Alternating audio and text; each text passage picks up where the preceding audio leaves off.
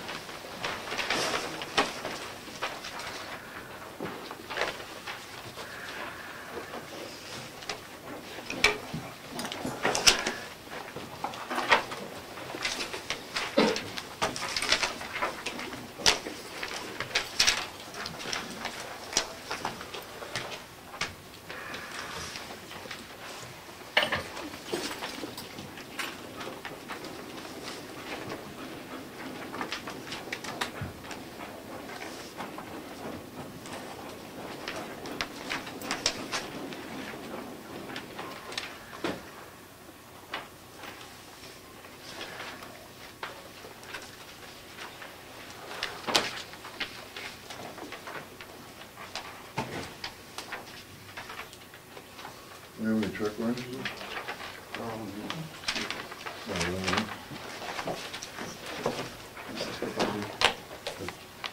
That's what?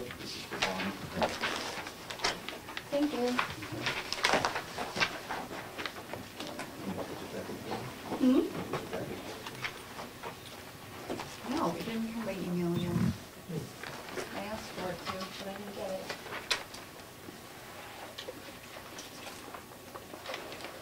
Did you get yours yesterday?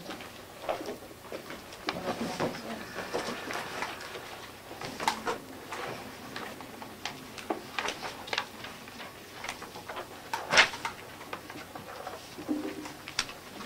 You're special, you get two. Thank you.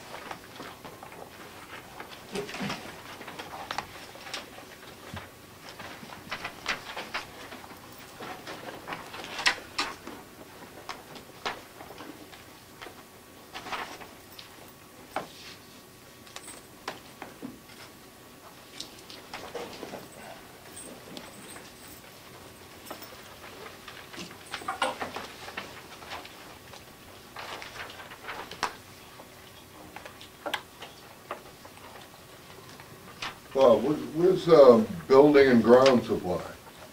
Is that something new place that you're buying materials Sure, with? that is building and ground supply. Yeah, That's the building and vendor? ground supply, and there's just, I guess that's the name of the place. Oh, Just wondered, is that something, a new place you're buying material from? That you know of? is it in 2610? Be the line item you're referring to, Steve, or is it?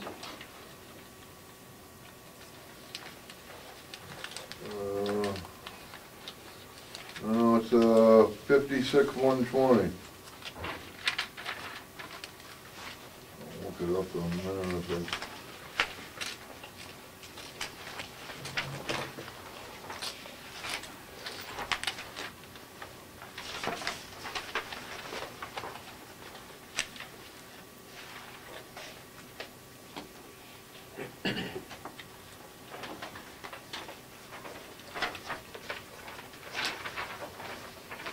Steve, just say 56-100.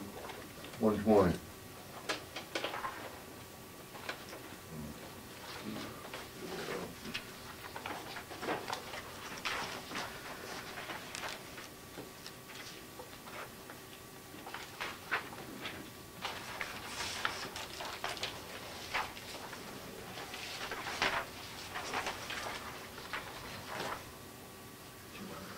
Nathan, you know, why is it, Irving propane broken down so many times?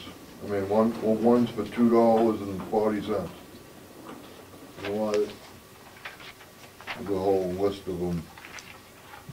3, 5, 7, 9, 11, 13, 14.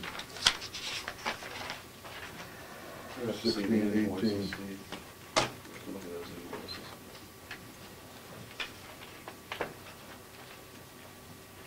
I think the tank was replaced, Steve, so maybe it was rather. I'm just curious, because, I mean, there's 18 of them. I mean, one's for $2.40. Just, I've never seen it broken down so many times before.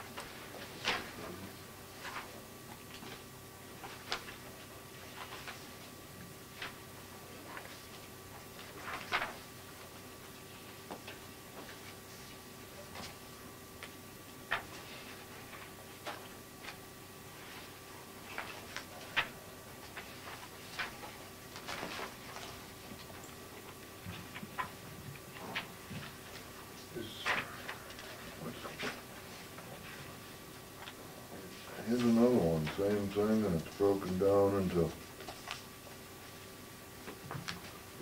6, 8, 10, 11, 13, 15, That's the company. 16, 17, Seacoast Education. I mean, you know, I just don't understand why so many checks. I would have to look at them. Look at the invoices. Like paid by invoice, They tend to be. and you can choose to staple all your invoices together and send one check, or you can write multiple checks for each invoice. Well, I've never It's seen just- it multiple checks before, so I just thought I'd be a little curious, and that's why.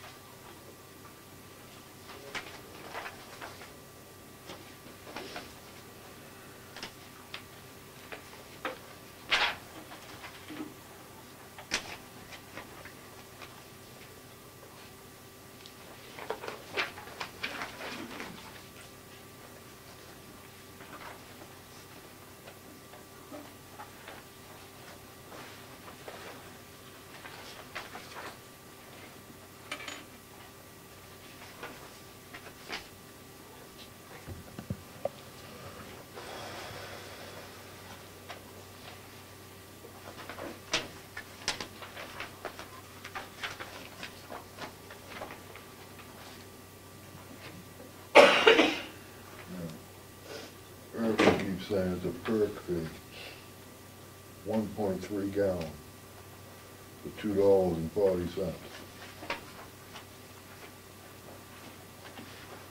Perk fee, 150 gallons, $2.76. perk fee, 39.6 gallons.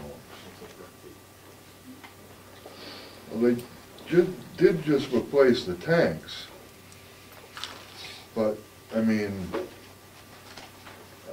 how you know, I guess, you know, probably purge the tanks to get the air out of them or something, but you have, When you said purge, I said perk. no, perk, P-E-R-C, perk, which the only thing I can think of is, you know, because of the new tanks, but it's just like, you know, one point, I saw one here for 1.3 gallons. Never heard of it, so. I've never seen it broken down like this before, and I was just curious as to why, I mean, writing a check out, you know, is 17 checks. One's for $2.40. I just never seen it before. It's, We can follow up with the accounts payable and see what that is.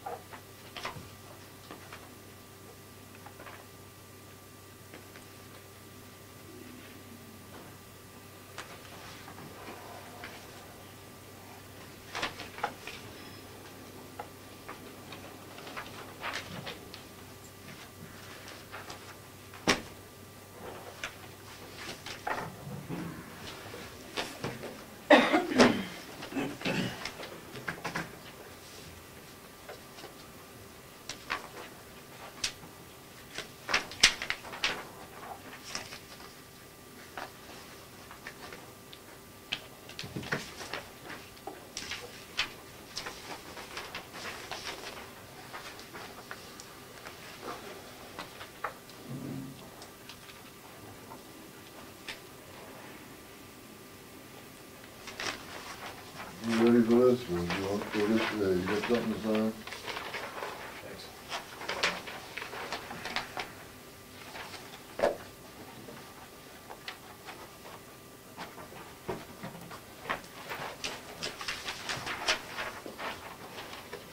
You ready to sign? Look, stuff.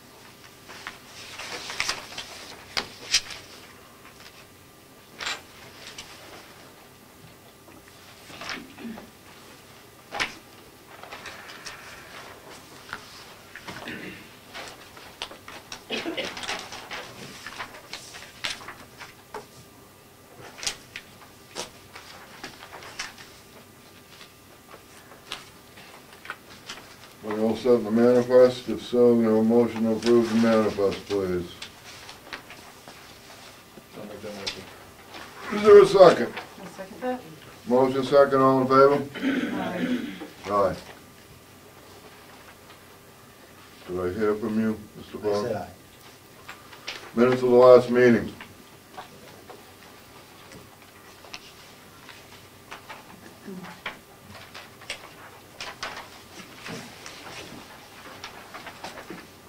Well, An amendment for page 2, parking lot bids.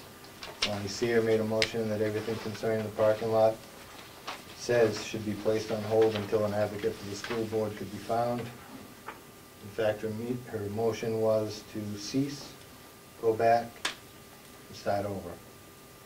Bob Willett seconded the motion. It was voted unanimously.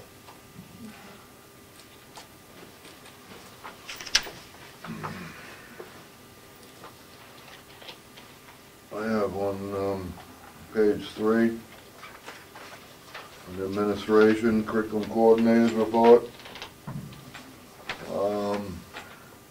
I asked a question. I didn't get an answer to my question. I asked the question again. I didn't get an answer, and I would like my question to be placed within the minutes. And my question was, under the SWIFT program, my question was as to what integrated framework are they transforming to? And I asked that question twice, and I'm requesting it be put in the minutes. It's not there. It's not there, and I stated it twice, and I'm requesting that because I think it's important.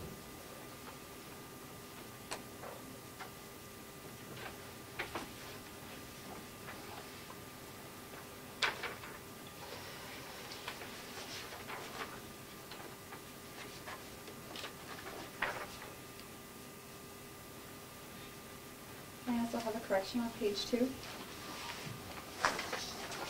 Under parking lot bids, 4th bullet down, just Mrs. Seer instead of Mr., please.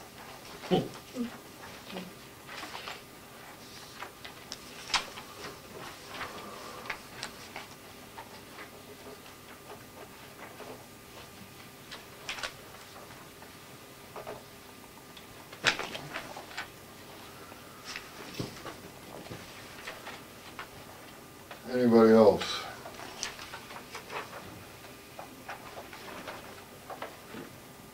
If we're all set, can I have a motion to approve the minutes of October 15th, 2014 as amended?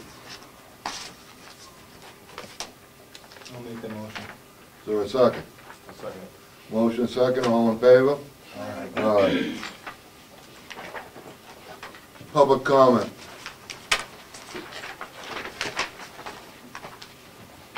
Mary? I'd like to know why the Bright Beginnings program is in the SAU budget this year, or for the next year, and not Wakefield?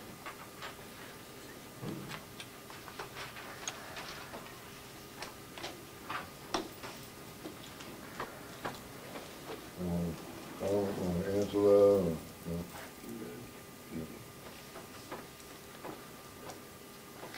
Or, no. Anybody else want to? I think that's everything. Come on. Well, would you like to speak on that? Or anybody would like to speak on it? Or? I have no Under idea why it's, advisement and something? I have no idea why it's gone from our Wakefield budget to the SAU budget. It's always, when the Bright Beginnings program started, in its conception, it went through the SAU office. At Correct. this point in time, we are in the steps of making it go to each individual school. But it's a process, and that it's being looked at now, as we're going into budget season. It's questions we brought up at last night's first work session for the budget season. Thank you. If there's more than that, you can explain it more. I don't know what you want. Wasn't it formally in the in the Wakefield School District budget, Bright Beginnings? under a line item? I can speak to it. The Bright Beginnings budget runs through the SAU budget, however, it's located in each individual district's operating budget under special ed public tuition. And in the future, we'll be looking to break out the Bright Beginnings budget from the SAU budget so that it's specifically clear and located within the operating budgets of each district. I don't know the history behind it, so I can't speak to that. However, it does need to be cleared up. Thank you. Welcome. Anybody else? So, It wasn't in the SAU budget, it was in a separate enterprise fund.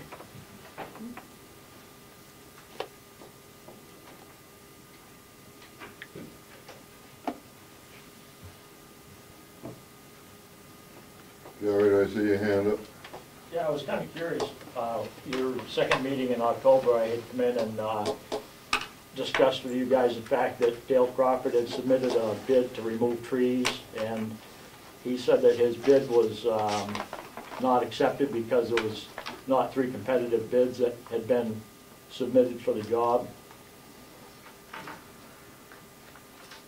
And while we discussed that, I was told that that wasn't what had happened, or that wasn't why his bid was denied. But I looked at your May 7th Facilities Committee meeting, and it said that 1 bid was received for tree removal. This bid was from Crawford's Logging and Firewood. Then it says Mr. Fogg felt that since we didn't receive 3 competitive bids, he would like to have the RFP reposted. That was my position, Jerry.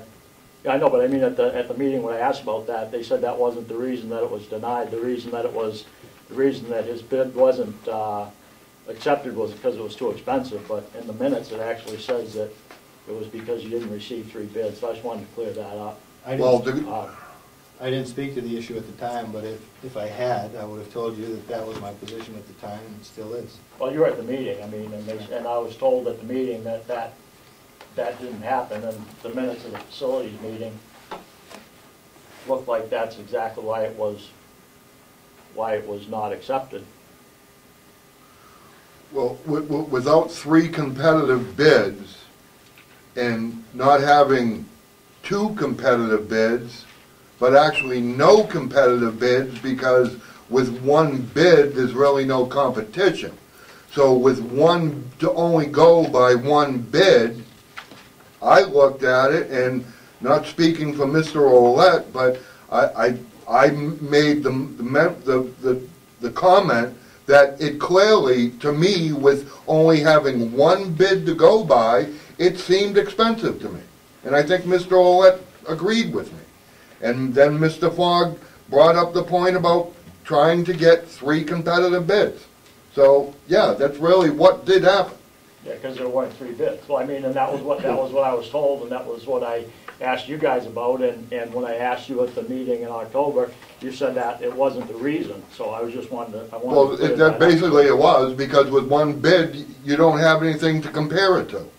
So with 1 bid, it looks like it could be. To me, it seemed expensive.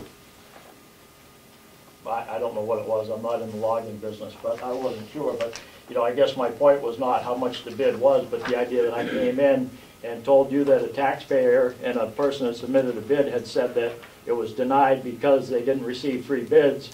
And when I was at that school board meeting, you told me that that wasn't the reason, and your minutes say that that was the reason. So I just wanted to clear that up, that was why that bid was not accepted. Anybody else? Judy? I just had a couple of concerns about the lot, the parking lot. There's a bunch of building debris and metal around that building that's still remaining over there. And I was concerned about kids maybe, trying to walk over the piles or whatever, getting hurt or cut. And I wondered if that was going to be removed. There's also parents walking across, parking in that parking area over there and walking across that lot, and I'm just wondering if that's a liability. that stuff is gonna be removed before snow falls? I've seen a few of those things. I haven't talked to Joe. I think it might be Joe doing something over there, but maybe, you know, someone, I'm Been there now sure. for about a month. Sure, maybe someone could ask, you know, talk to Joe, but I mean, I don't know how we're gonna be able to keep people from walking across there. Well, that was another one of my questions is, are you going to put silt fence up for erosion? That whole perimeter of that lot should be silt fence now that you've disturbed it. It should have been silt fence while you were disturbing it, but even now I'm concerned about you getting wash. So if you put up a silt fence and blocked off that driveway, it would keep people out of there and keep people from walking across it. But I think that metal pile and debris pile is definitely a liability over there.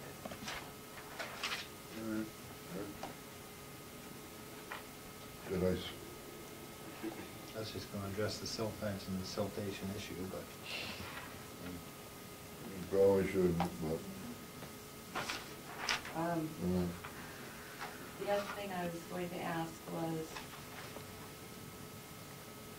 if I remember correctly, your plan called for a third of the water runoff from the new parking lot was going to be drained into the old parking lot drainage system, and 2/3 was gonna go into the culvert, I believe, at the end, if I'm correct. I can't, I don't have it, but I wouldn't want to comment as to what the actual percentage is. Okay, but a percentage of water, the plan is for a percentage of water to be going into the drainage of the old parking lot. And the only thing I wanted to bring to your attention is, if I remember correctly, and this was going back quite a few years, I thought that we had to get a wetlands permit when we expanded that last parking lot, when we did the building construction. If in fact that already has a wetlands permit, if you are going to be draining additional waters into that, I believe you're going to need a wetlands permit. So I'm concerned about the drainage of that. I believe it was 1/3 of the water was going to be going into that. Because I remember we had to do a plan, and it's, I believe the water goes behind that parking lot. I believe there's a ditch that goes underneath the road out at Taylor Way. And does that continue out and drain into the ditch that goes across the field? I believe that was all in a wetlands plan. And I'm just concerned that you cannot add additional water and increase the water flow on the existing wetlands. We'll have to look into that. I'm not sure about where it goes and all that. I think an engineer would probably do that if you had an engineer's drawing. I think that's something that they probably look into and take care of for you. Anybody else? Jerry? Yeah, on the parking lot, back in August, I guess, they had some trees removed. It was $6,000 that was paid for on that. I asked Mr. Tercey about where that $6,000 came from to pay for that, and I thought he had said it came out of the parking lot trust fiscal year 2014. And I looked at the manifest from August, and it looks like it came out of the operation budget on the maintenance and land line for Gary Ave. I guess I got a couple of questions with that, because when that work was done, that was paid out, that trust fund hadn't been created or funded yet. And also, when you got a trust fund and you're going to spend money out of an expendable trust fund, you have to have a public hearing, and it has to be posted for no more than 14 and no less than 7 days before you have the public hearing. I was wondering how you go about doing a job in August to take money out of a trust fund that hasn't been created yet without a public hearing. And the other question I had on the same lot out there was, you guys had some buildings moved, you had Crowell's Towing come in and move some buildings. I think it was $1,900 to move 2 or 3 buildings off of the property that was out here. I think one went someplace else on the property, and one went to the public safety building, and one went to the ball fields. At any rate, you guys paid him $1,900, and that $1,900 that I would have thought would come out of the money for the parking lot, that actually came out of the transportation bus repair line. I just wondering why moving buildings would come out of the transportation bus repair line in the budget. It came out of 271054-300. One of them did. What was that number again, Jerry? 271054-300. We'll have to look into that. All right. Old business. Nothing? Committee reports. All right. We're not doing old business? He said we don't have any.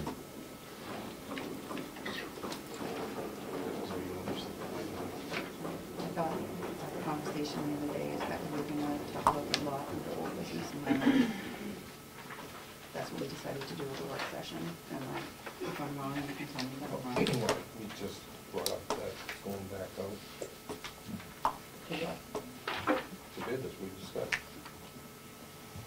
Okay, I guess I'm completely confused, because at the end of our work session, that's not the impression that I got.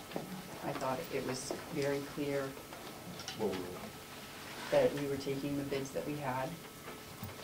no, you made a motion, and I second that. That's what Ralph just. But at the work session, it states that we were gonna go back. We said that we were gonna stop everything and go back. We had a work session. The very first thing that came up was the legal that Mr. Brown explained to all of us. Mr. Brown explained all the legal to us. We asked a few questions, and that's when Mr. Fogg decided that it would be best if he would leave the work session. He left the work session. We, not just me, the 4 of us looked at Mr. Adams as our advocate, as he is our facilities manager. He had the answers to all of the questions that we were asking, so that's the advocate. We can't go back to the beginning, because we all decided you can't put the trees back, you can't take back the bids that you already did, so we have to go with the RFP that we had out, that's present in our packets when we went to the work session. We had 3 RFPs in our work package, and it was under my belief that the 4 of us had made a decision at the end of the night to have this be brought under old business tonight. Correct. Am I wrong in that? Go ahead, Mrs. Sale. I'm asking. Go right ahead. But Well, under what we just discussed in the minutes, I didn't even realize that we were gonna get what's the word I'm looking for, a person An advocate. an advocate. to do that. But we had decided in the work session, Mr. Tercey couldn't be there. Mr. Adams had all the information and can be our advocate. We had just not asked him.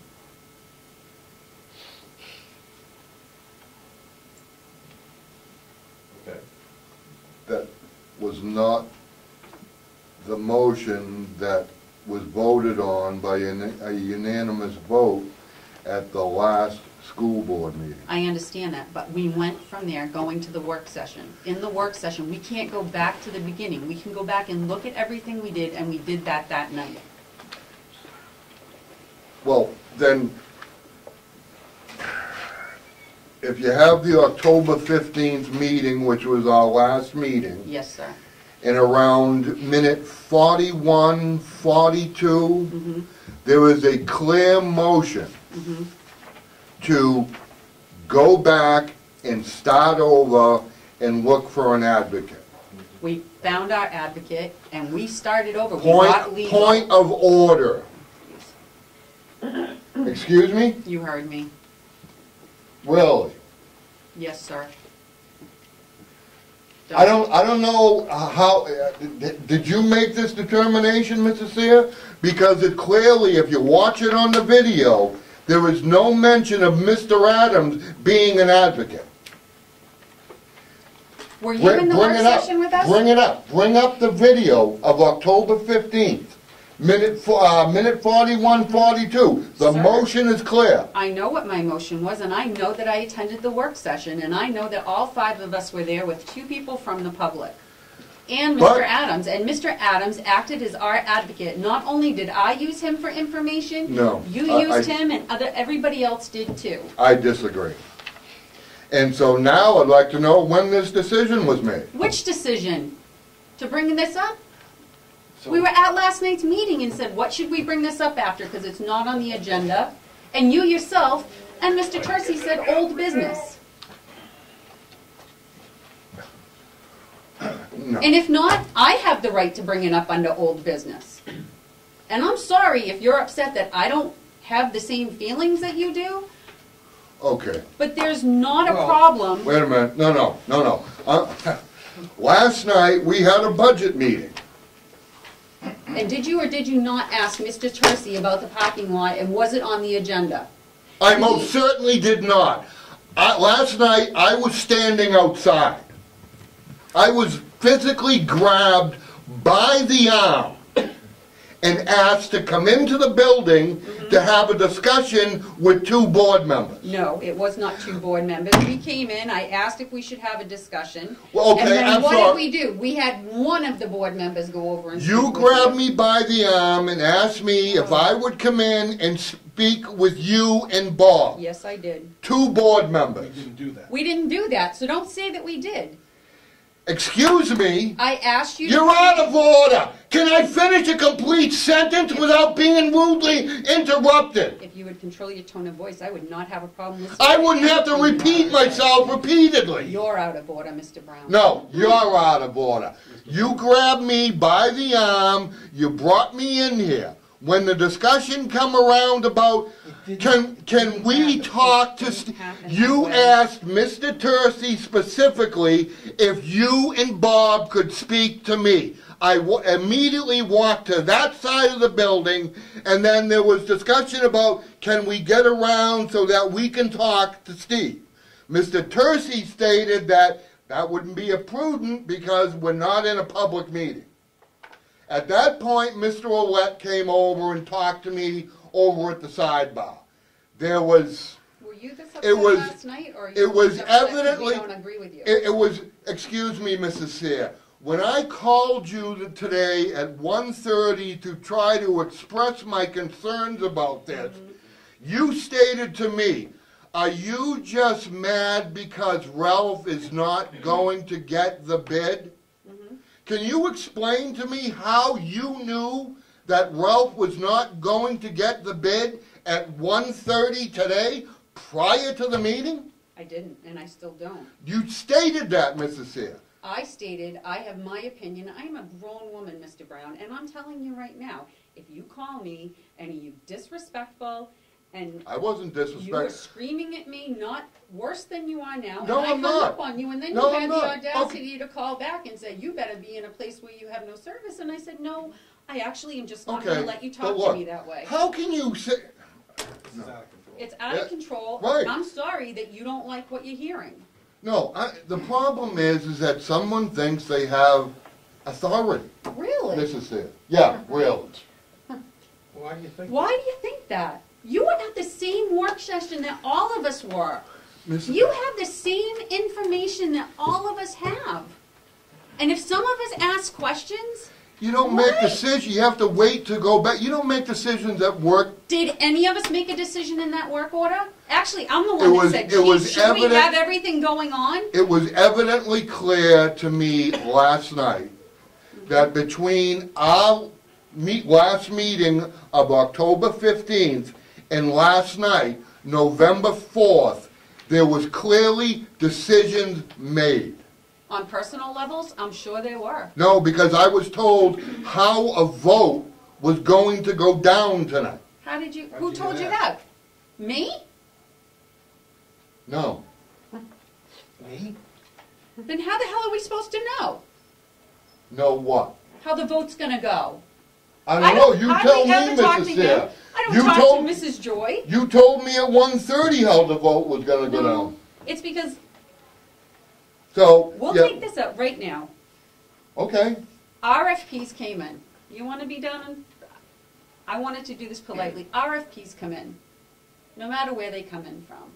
If you get an RFP and it's incomplete, say we have 5 RFPs.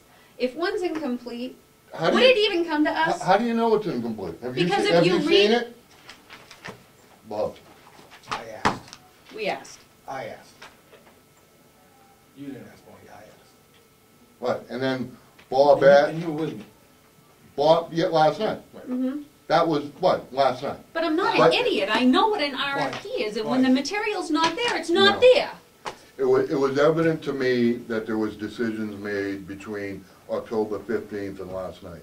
And then I watched the meeting today. And like I said, at minute 41 or 42 the motion was clear to go back and start over and look for an advocate. No mention of Bob Adams being an advocate. It wasn't. So, In the last work session I that we don't- went Ask to, Bob. Bob, did you work as our advocate in that work session? All of you had addressed me basically for information on the RFP and the content of each of the bid responses. Mm-hmm. But not to be the advocate for the parking lot. Mr. Brown, Mr. Terzi, I just want to clarify the concept of an advocate versus a project manager. Mm-hmm. And if you go back to, again, my original proposal, starting fresh with, it's in the minutes right here, and looking at the whole package, going back and reviewing the Harriman proposal, which included a project manager and a site design, and be able to get a full bid on a full project, and be able to phase that out through warrant articles if necessary, instead of fragmenting it. That was my original proposal from the beginning of this whole process, and I'm still sticking to that. the only problem with that is the original proposal came back at $500,000. Right, which we all had a problem with. That was for the entire campus, not just the new, we're only talking about. Right, the new but that was parking lot. probably not the best way to But the original proposal included a project manager, so I'm just trying to clarify that an advocate is different than a project manager. And this project needs a project manager that can address all the issues such as what Ms. Nason brought up around wetland permits and runoff and capacity of runoff. It needs to be done right. I don't think anybody disagrees with doing it right, I but. didn't say that you did, just clarifying my stance. Mr. Fogg, you don't have a comment about this, do you? I have a question about the intent of Mrs. Sears' question to Mr. Terzi last night. If there's people in the room at a budget meeting, why would you ask Mr. Terzi if it's okay for you and Bob to discuss Wasn't at the the parking lot It issue? wasn't at the meeting. Pardon me? It wasn't at the meeting. Prior to the meeting. Mm-hmm. So what was your intent? Is this public comment section again now, or what are we in now? I think this is a pertinent question. Well, I mean, are you a member of the public, or are I you a am member of the certainly a board? member of the public, Gary. I'm going to stand right over here next to you. Well, that's why I asked if it was public comment. Yeah. I thought we already had the public I comment think segment. that, I have a right to know as a competitive bidder on the project. I didn't think they were Bob. reviewing a bid. Last night, before our meeting, I had some questions about the parking lot and who, the 3 bidders that put the proposals out. I wanted to ask Bob Adams, who wasn't in the room at the time, I pulled Steve aside and asked him if Ralph's bid was completely complete through the RFP. If he turned everything in, so it would be up and up with equal to everybody. So Bob walked in the door, I grabbed him while he was with Steve, and I asked him that question, if Ralph turned in everything that was needed for the RFP to be complete, to put a bid in on time and everything, and he said no. So that's the question I wanted to know, and I got my answer. And just because I'm the one that walked out to get Steve, doesn't mean that I had any malice intentions. I was the one that It's- walked out it's to some get him. piece of information, And you know, Ralph, Your smoke and mirrors work for some people, Bonnie, but they don't work for me. It's I'm one piece so of glad. information that I didn't have, Ralph, All right. that I didn't What's, have, and I asked. Mr. Chair, I'd like to move on. Yeah, that's what I was just gonna. Mm. Anything else on the old business? No, sir. Not on my end. Committee reports?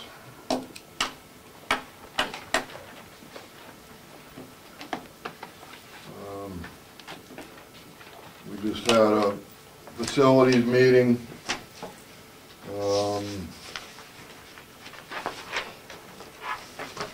We discussed donating some old chairs.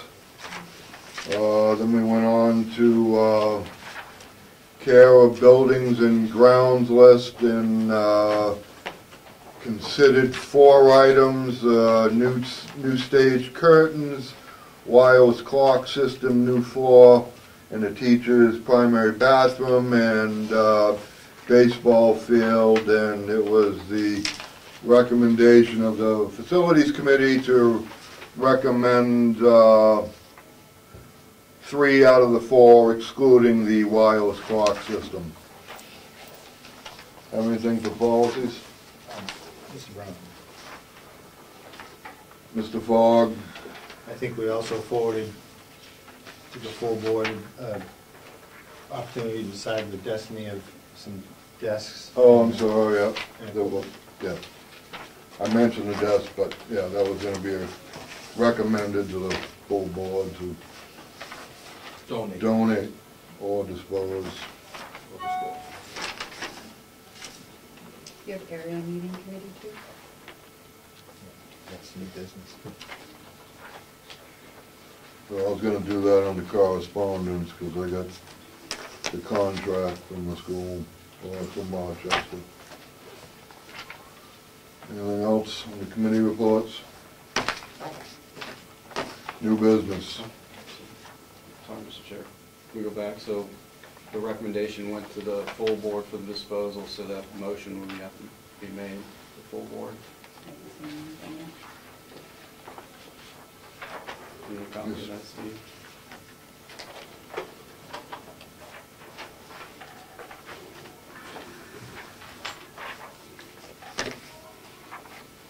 I'll make a motion to donate these items as they're listed, and ask Joe Williams to take care of the issue for the school board. I'll second that. Motion second, all in favor? Aye. Aye. Anything, new business? Nothing, administration, financial reports.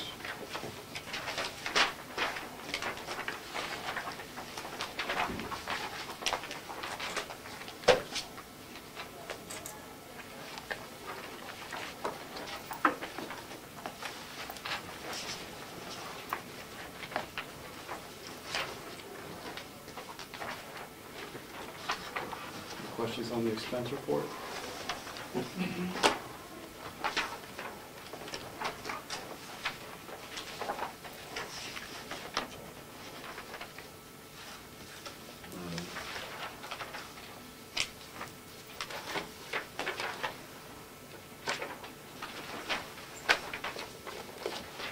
I got a Well, question. good. $9.5 million budget, are we even halfway through the year yet? We got $3 million left, third of it left. So, Joe, any concern for anybody? Well, I think you have to go back, they're doing it different than it was done before. They're encumbering all the money at the beginning of the school year, if I'm correct. That's correct. So all salaries are encumbered. That gives us an opportunity to keep an eye on those lines that we pay out, such as supplies and textbooks and so forth. So they're in a separate fund, or? So we encumber salaries and benefits so that we can keep an eye on those line items that we continuously receive POs for and so forth, except for those line items. So that's why you're seeing the 3 million in there. 3 million left.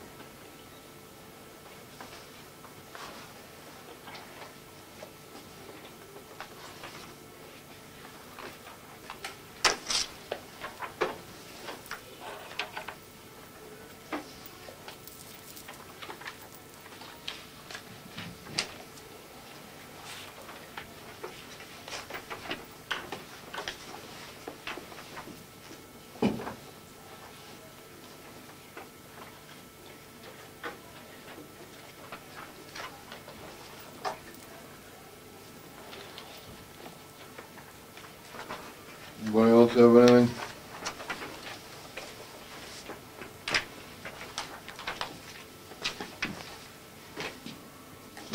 Preschool presentation.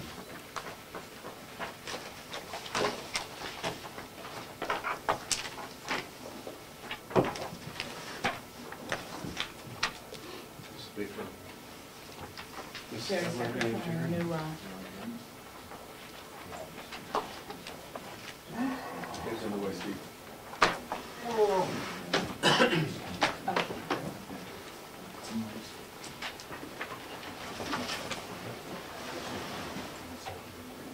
Can you see past me? Oh! What's that?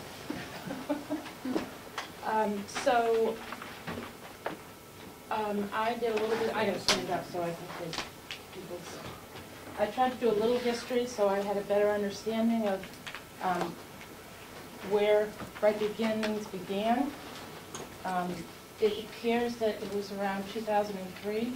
It was a shared program with Milton and Wakefield. And I believe it was housed in the building that currently houses the Head Start program.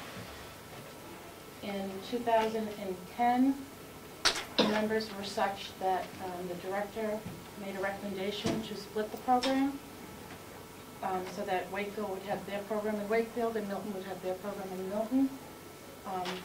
That recommendation was accepted, and the programs were put in place in both Milton and Wakefield. So I want to make sure that I have answered all the questions that the board asked me. They want to know, they asked that I make sure that I helped identify what is in the best interest of our children. Why is there a focus now to change? What are the reasons for the recent recommendations? Why our current program is not working with state guidelines? How does the early childhood program differ from the special ed program? Is what's best practice also the best interest of our kids?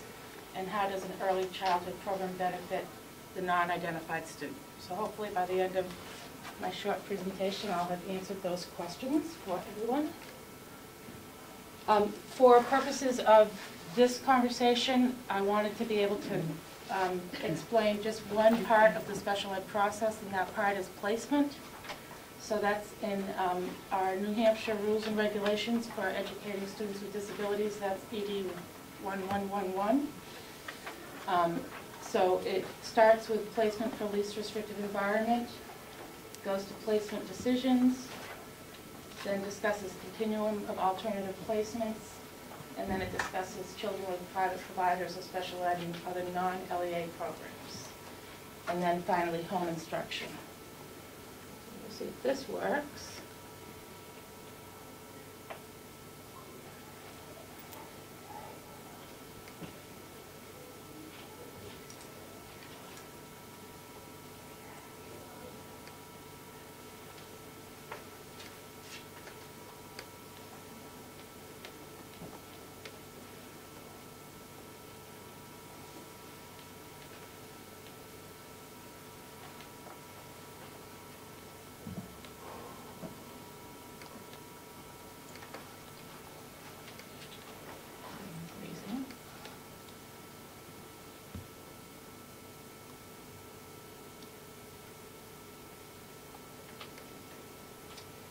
So just a little history of IDEA and our New Hampshire rules and regulations. I went back as far as IDEA 1997, where it discusses least restrictive environment. Language is pretty much the same in 97 as it is in 2004, when IDEA was reauthorized. And I'm going to show you the language.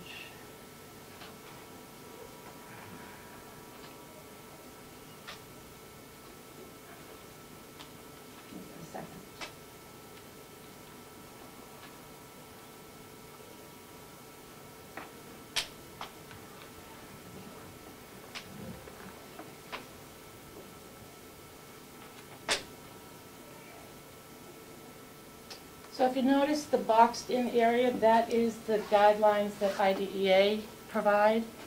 In New Hampshire, language changes are above and underneath the boxes throughout this book. So the first piece to ED 111 is that each LEA shall ensure, I guess you guys can't really read that well, shall ensure that to the maximum extent appropriate, children with disabilities, including children in public or private providers of special ed, are educated with children who do not have disabilities, and that with special classes, separate schooling, or other removal of children with disabilities from the regular ed program occurs only when the nature of the severity of the disability is such that the education in regular classrooms with the use of supplementary aids and services cannot be achieved satisfactorily. So that's the language, and what the DOE has done in the purple book is add the preschool language to that. A little bit of history with the DOE. Until the changes in the Lilac book were made, the DOE really didn't consider themselves responsible for ages 3 to 5. They considered themselves responsible for 5 and on. Federal government, IDEA, is responsible for ages 3 to 21. So in 2010, the federal government started to come down on New Hampshire to say you need to be looking at least restricted environment for your preschool students as well as your your kindergarten through 12 students. So once a student is identified and an IEP is written, children ages 3 to 21, the process is the same. You make a placement decision based on the needs of the IEP. And the first piece of that decision is based on the continuum of least restricted environments.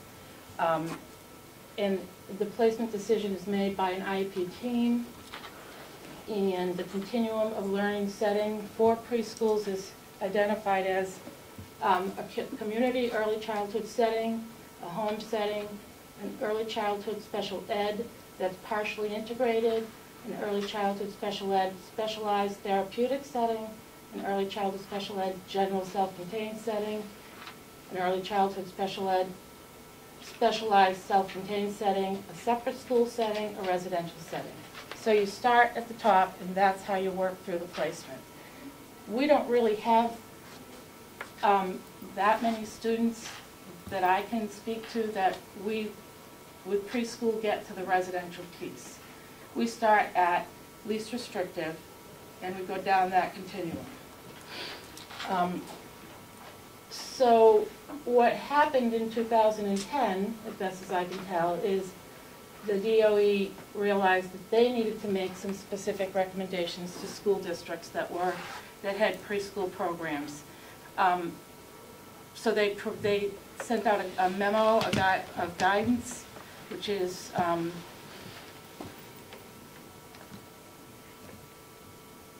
which kind of gave guidance to how school districts were to implement least restrictive environment.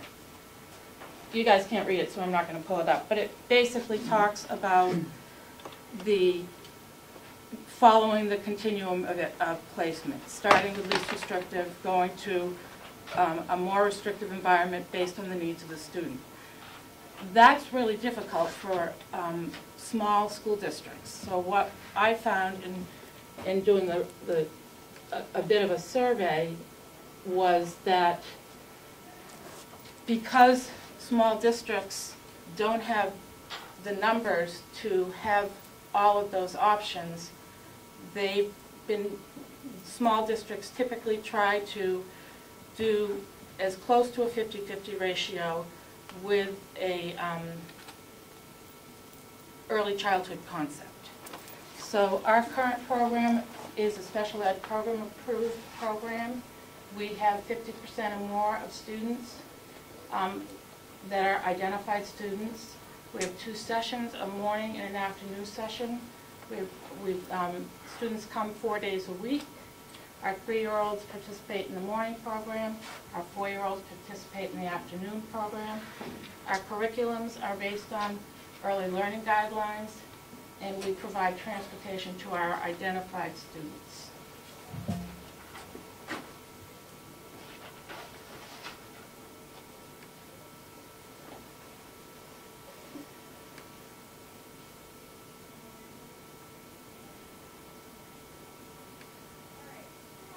Our current enrollments in Wakefield right now, in our 3-year-old, we have 6 children. 3 are identified, 3 are non-identified. In our 4-year-old program, we have 8 children. 4 are identified and 4 are non-identified. That's incorrect. That should say 4 that are non-identified. So right now, we actually have a 50-50 ratio. Our Bright Beginning staffing is 1 certified special ed teacher. We have 1 paraeducator. We have a 0.5 full-time equivalent speech and language assistant that is employed by the district. We have a contracted speech and language pathologist that's shared with Milton. She's full-time, so we get her approximately, she's here 17 and a half hours, and in Milton 17 and a half hours. We have an occupational therapist that provides services as needed per the IEP. And we have a physical therapist that provides services as needed per the IEP.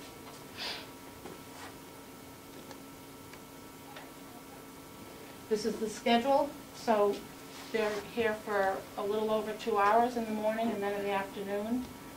This is a condensed version, Judy, of your schedule. You can see that we do literacy, we do circles, our job, the section that is jobs. Incorporate the OT goals, the speech-language goals, math, letter work, movement, motion, snack, tell me a story, group activity, which is based around the curriculum theme, I think, of the month, Judy? By week. Yeah. And then choice playtime and closing circle. The kids come 4 days a week, and Fridays are staff work day.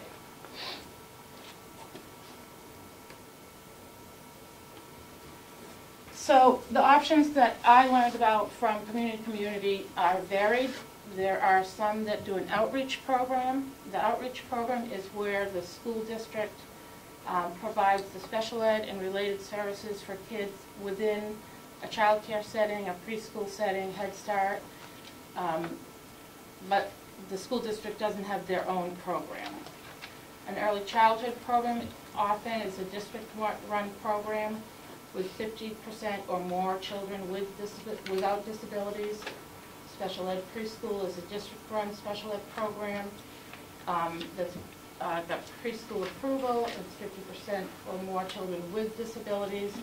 A home-based program would be for a student that potentially might have a medical need that doesn't allow the child to be in a classroom with lots of kids. So we provide home-based programming. And sometimes we'll just provide, districts will just provide services at the location of a service provider. So if a student's identified with the need of speech-language services, a school district might just send the child to a speech therapy organization to get the therapy.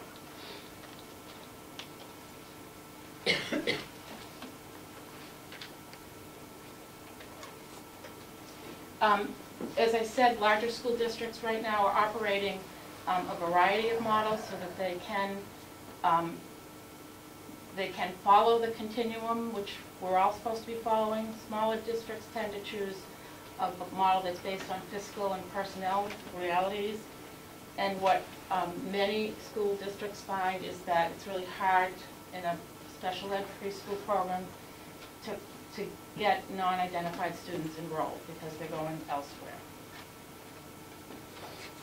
One other program that I didn't put up here that I thought is an interesting program that I would share with you, Josiah Bartlett Elementary School, which is in Bartlett, New Hampshire, has a community preschool in their school. It's a K-8 school, very similar to Paul's school. The community, it began about 20 years ago, and the community didn't have a preschool at the time, so there was a group of people that formed, and they still continue with the community preschool. They rent a room out of the school, and all of the services that are provided for kids in Bartlett, preschool kids in Bartlett that are in need of services are provided by the related service providers and special educators of the Bartlett School District. So that's kind of within the school outreach program. So and the reason was for Bartlett there were no preschools, so that's why they formed it. I think it's interesting because it's a school that is really similar to the John Paul School. The Paul School. I had a student that was John Paul. It makes me say that. Most school districts right now are doing a hybrid model, which is an early childhood / special ed program. So they continue to maintain or acquire their special ed approval process, which requires the class size to be capped at 12. 50% or more students are identified, but almost every person that I spoke to said they strive for a 50-50 ratio. Curriculums are based on the early learning guides. Related services are provided within the preschool setting, and the preschool teacher is a special ed teacher.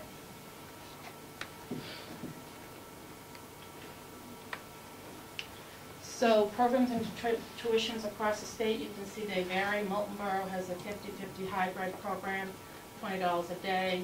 Laconia has a special ed approved program. Their ratio is 75-25, no tuition.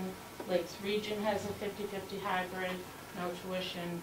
Pittsfield has more than one program. They have a 50-50 hybrid program where the students, let me make sure I'm saying that correctly.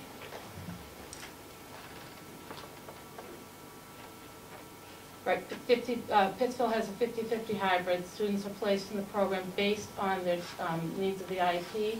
So they offer a 2-day-a-week, 3-day-a-week, and 4-day-a-week program so that they're placing the kids in the program based on whether they need a 2-day-a-week, 3-day, or 4-day-a-week program.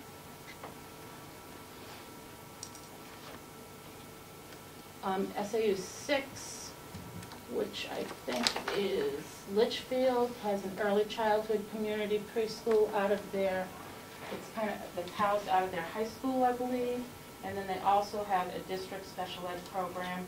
Their tuition for non-identified is $165 a week for the regular early childhood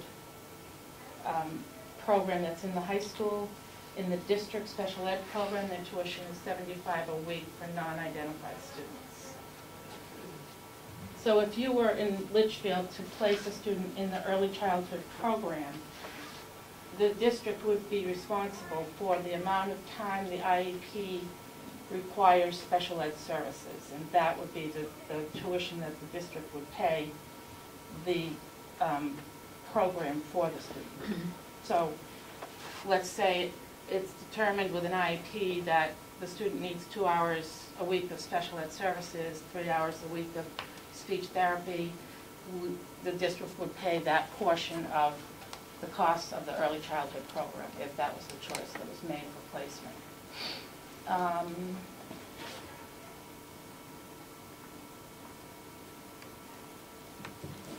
SEO 27 has a special ed preschool program, 50-50. You can see that their tuition varies from the 4-year-olds and the 3-year-olds. $165 a month for 4-year-olds, $125 a month for 3-year-olds. And SEU 95 has the same hybrid model, $300 a month for non-identified. SEU 44, which is Northwood, Stratford, and Nottingham, actually has changed, so they now have 4. They have 3 sessions of early childhood classroom, and they have 1 session that's a special ed preschool classroom. I talked with Mr. Roning, and that special ed preschool classroom is for their more significantly impaired kids that really can't function as well in a 50-50 ratio. He said he's not really filling that program right now because placements are opting out to the early childhood classrooms because it's a more appropriate placement for the kids. Oh, and his SAU 44 tuition is $150 a month for a 3-day-week program, $175 a month for a 4-day-week program.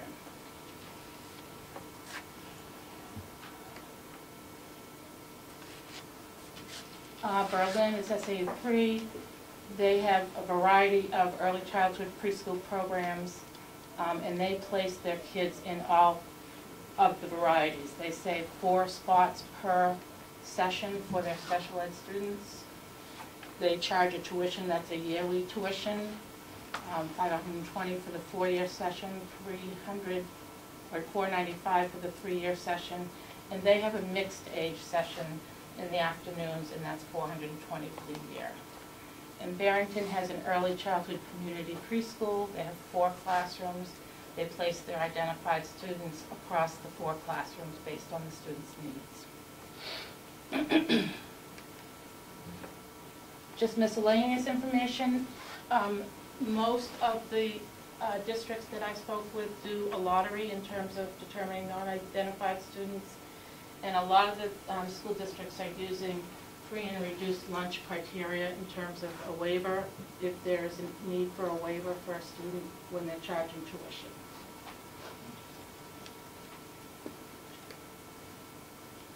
So inclusion is about all children. The board wanted to know the benefits of inclusion for the non-identified student. I have 2 articles here that I tried to pull information from that I've made copies for people. It promotes the development of friendships because children play and interact together, enhances language and communication skills of all kids, helps children learn to understand and accept their own and other similarities, patience, and kindness. Inclusion allows for children of all ability levels to rise to the occasion. Inclusion teaches tolerance. We offer a rich language-based environment in our special ed programs. A lot of times our non-identified students that are in our programs, it's a good early intervention for them because it's a great opportunity to red flag, if need be, a student that might need some interventions. And it's early exposure to their home schools.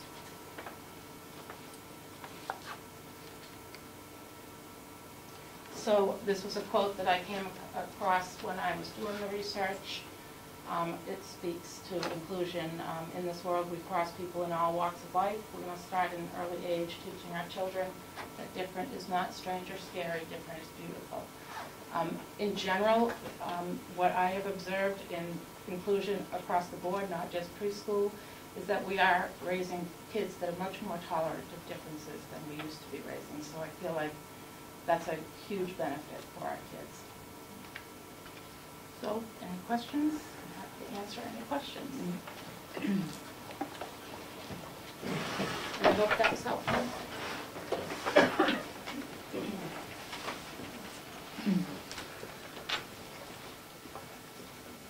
Thank you.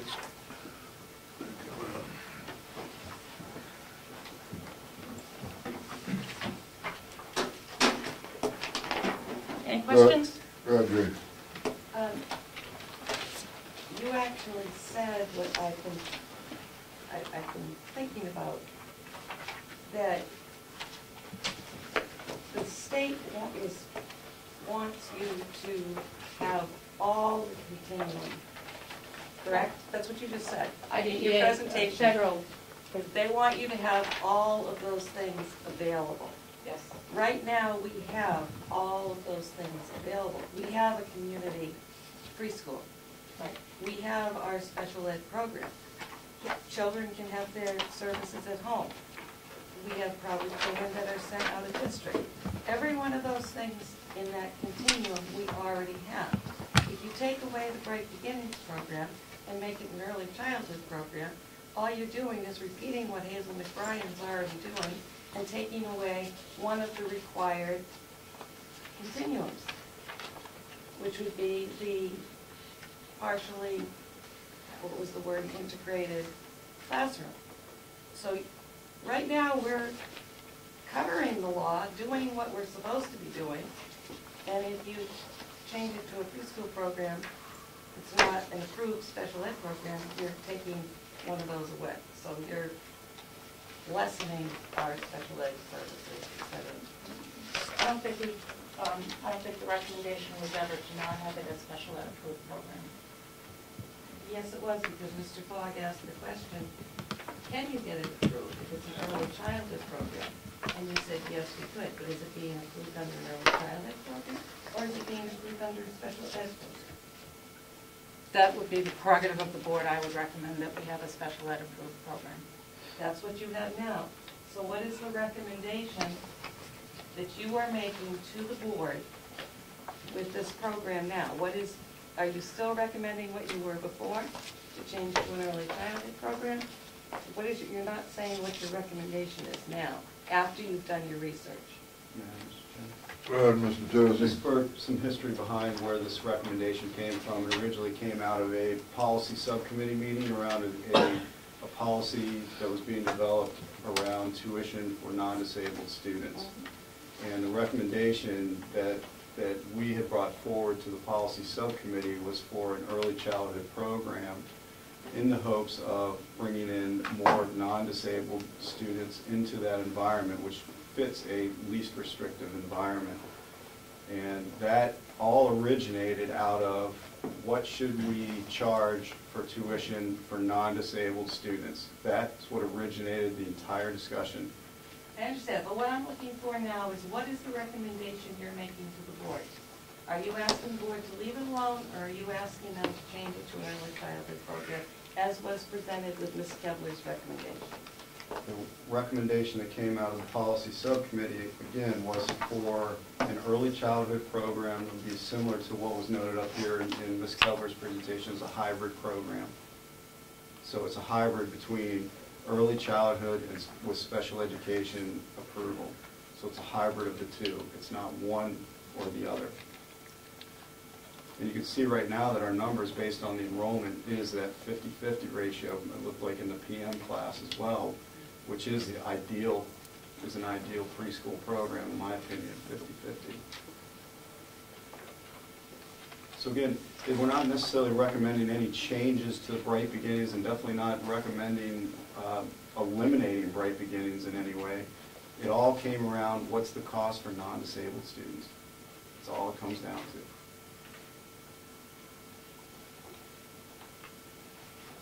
And I guess the only thing that I would add to that is that I do think that we need to consider more carefully the continuum of placements when we place children. Because what we're doing right now is placing them right in the Bright Beginnings program.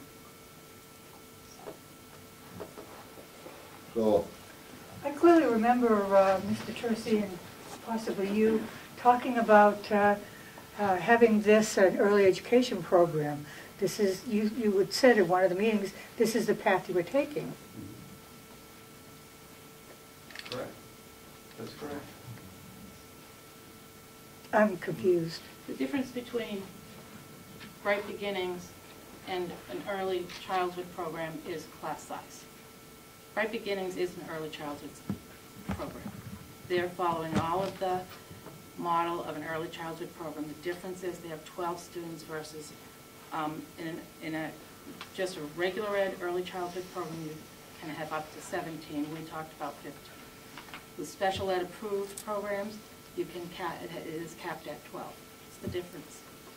Bright Beginnings program is geared towards, and correct me if I'm wrong, Judy, is geared to educating our preschoolers and meeting the needs of our identified within that program.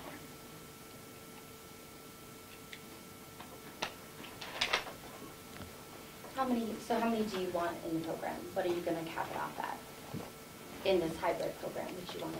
It's not my decision. It's well, what are you recommending? recommending? My recommendation is that we have the hybrid program, which is capping it at 12, but really striving for a 50-50 ratio.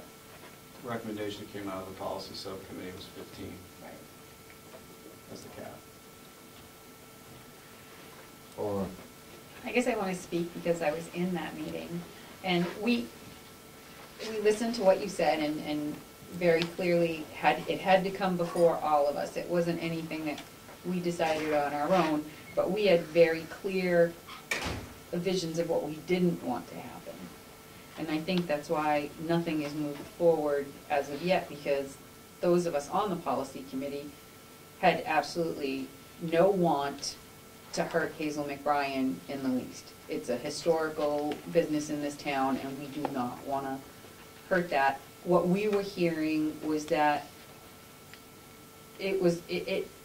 what we were hearing is that the state was telling us to be in the best interest of the special needs children, that we had to go with like a weighted 50-50. And to do that, our question was, do you charge the kids that aren't identified? The kids that are identified are taken care of under special education, but what do you do with the unclassified? Because if the unclassified kids are coming free here, then we're gonna see an increase, and Hazel McBrien is gonna see a decrease. Because if you can get something for free, you're gonna go where it's free. And that's where all of the policies and everything came up, is because we, as a board, wanted everything to be fair. And we needed to know what we should be doing. And I don't know, I think the program personally, I like the program as it is. I don't have a child in the program, but I hear really good things about the program, and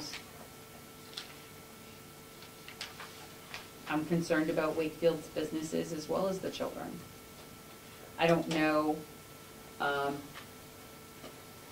if I was told it was law that we had to change, then I would listen to why we had to change, but I think that's why you're having the presentation, because of all the questions we were asking. But based on your presentation, what we're doing is absolutely fine. And still, the only question we have, at least in my mind, is how do you pick the children that are your non-typicals? Lottery. And is there tuition? And is there a That's what tuition? started it So all. those are still my concerns. And it's how do you, is it whoever makes the first phone call January 1st? Is it if your hair's blue and you have green eyes? It's like there was just no consistency on how we picked those children. And is it fair to offer free preschool to some children in the town and not to everybody? And then what's the lottery? I mean, does anybody know this, or all of a sudden they're gonna have a lottery and they're gonna pick out 5 names, and those 5 names, now you're going to the Bright Beginnings program. I mean, I think parents should have input on that. Another problem I see is that they're only offering transportation to a certain class and not to another class. I think that leaves us opens up some problems. I saw that I asked the question how it's going to affect non-identified, and one of the responses was it's going to enhance communication skills. Okay, I believe I would disagree with that, but Mr. Fogg. I just recommend an even number of students, whatever you do, because it's kind of hard to have a 50-50 with an odd number of kids. Connie? I'm concerned, I understand the state mandates that we pay for our special needs as taxpayers, and I believe all taxpayers understand that. But the typical children, by offering this to them and they're not paying tuition, the taxpayers are paying for the typical, which is not mandated. And my concern is with the taxpayers. I think that's why we entered into the conversation originally. Right.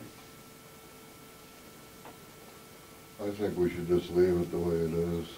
But what do you do with those typicals, the 4 or 8 typicals that we have, that where the taxpayers are paying their preschool bill, but we don't pay the full Christmas Bryan bill? It goes back to my question is, how does this benefit the typicals? Your Bright Beginnings program is, there because there's full-time speech-language services every day of the week, and it's integrated throughout their session, it's a very language-based program. And that's why I said it enhances communication. It's very language-based. It's, you're getting your typicals ready to read really early in their age. Yeah, but to me, does that take away from the identified students? And does it digress the typicals? Because just thinking that the identified, it's going to be a repetitious type thing going over the same matters, where a typical student could be ahead of that. And if the typicals are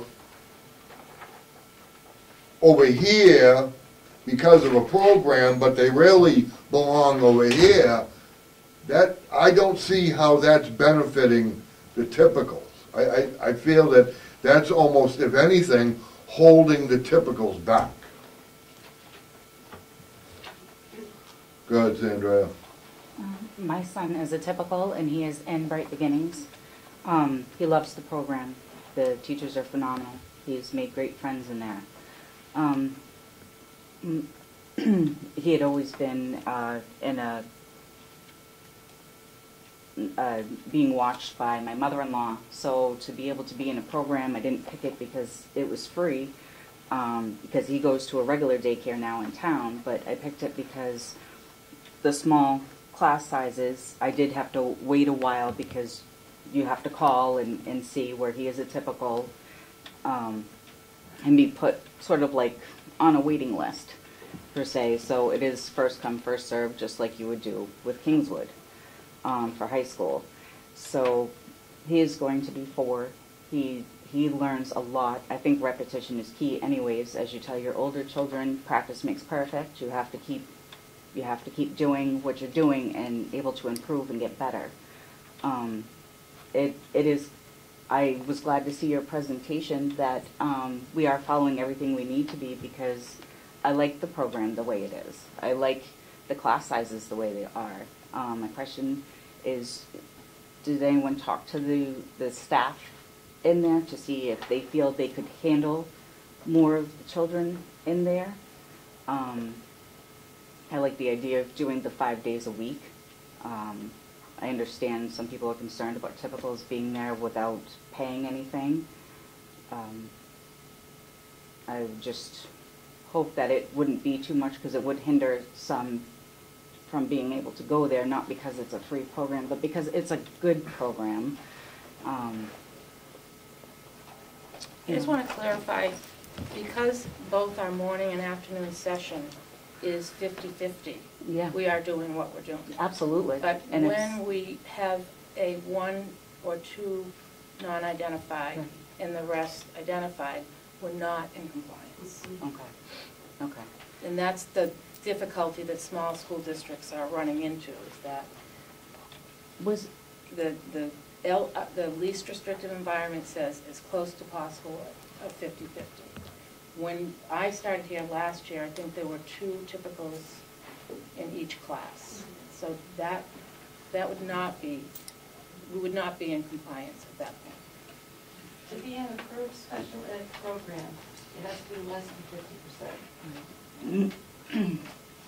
right. To be an approved special ed program, The non-identified have to be less than 50%. Correct, and that is the gray area right now that the DOE and the school districts across New Hampshire are struggling with.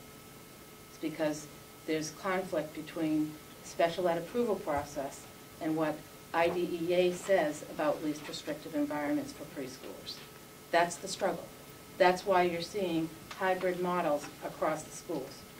And if that's the case, why isn't the DOE changing their code of administrative rules to reflect that? They have added the preschool set portions in there. It's very specific that Yes, the it's very first specific option, that it's less than 50%. but the for a first special option that ed you must program. consider is least restrictive environment for preschoolers. A preschooler, it says, can get their education at any one of the continuums. Any one of the continuums. Whichever is most appropriate under the individual's IEP. Considering least restrictive environment first. Mr. Brown? Go ahead, Mr. Jersey. Thank you. And what we struggle with is that if we have a cap of 12 and we eventually have 12 disabled students in that entire class, now we've met a more restrictive environment than they would see in other programs. That's as close as you can get to residential placement. And in reality, not all 12 of those disabled students are significantly disabled. Therefore, by having openings for non-disabled students, you're giving access to students that are non-disabled, and you're opening up a more heterogeneous type of classroom, which is what they'll experience when they go into kindergarten. So where we struggle with our current program is if we end up with just 12 disabled students in there, we are now not a least restrictive environment. We are a more restrictive environment. And I understand the rules around, less than 50%. However, we do run into a problem if it becomes 100% disabled students. Which is exactly why Milton and Wakefield split their program, because they were reaching the number 12. And that is why they split the program. And each school district had their own. So I would assume that if you were reaching the number 12, then you would have to then have 2 classrooms. Which would be additional cost. So But again, you are required to educate the 3- and 4-year-olds. You are required by law. You should be taking care of the ones you are required to educate. and that also answers the question as to, now with that history, that answers the question as to why the Bright Beginnings budget was run through the SAU office. Correct? It was an enterprise fund. So it wasn't in the SU Not budget. through the SAU budget. Which it shouldn't have been. Judy? Yeah, I just wanted to speak to your concern that the typicals are being held back by the identified children, and I had a pretty strong reaction when I heard that, because in my experience, that's never been the case. And often, if you were to come into my classroom, it would be very difficult for you to decide who's identified, who's typical in that classroom. And they lift each other up. And I've never had it be the case where a child who has special needs is holding another child back academically. We differentiate. And often children with special needs are just as gifted academically, just in a different way. Well, Judy, you can do that because you only have 6 children in one class and 8 in the other, right?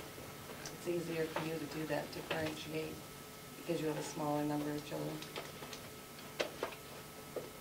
I'm a professional, so I can differentiate. Of course, it's easier with smaller numbers, but, I used to teach high school with over 20 kids.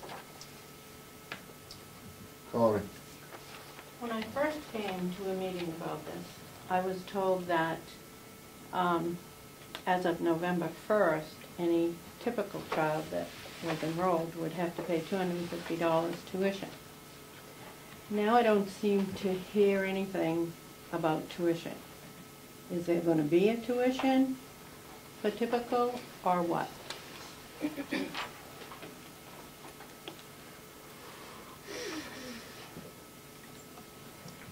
What? Bonnie? We had discussed several numbers in regards to tuition.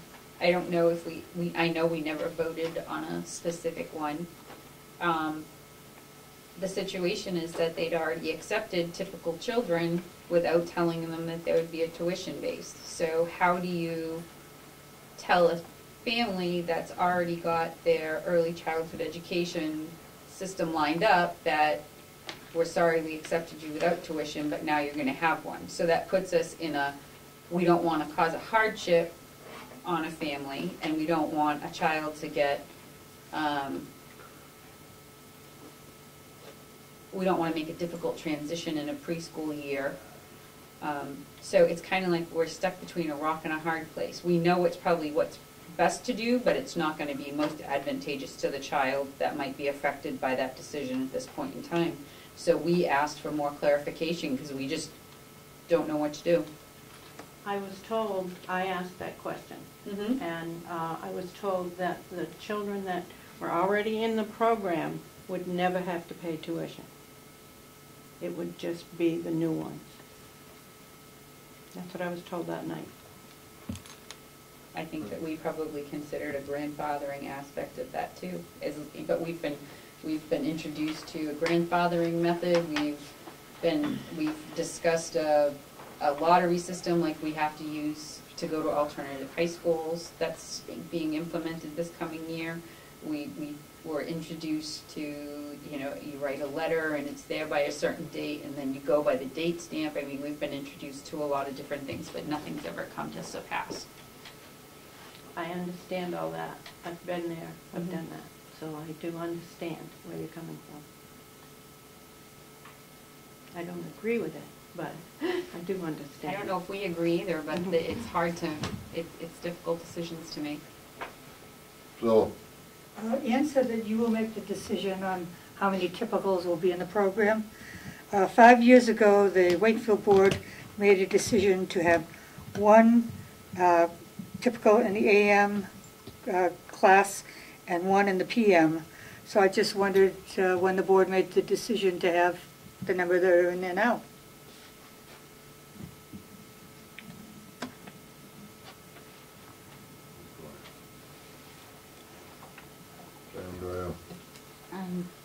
I think, what I had, I was wondering, is it possible too that when some kids come in and you believe they're going to be identified after they've been working in the program and they've been through the process for so long that by the time that they're tested, they are no longer considered to be identified anymore. Now they're considered typical because they've been receiving all the services that they've needed.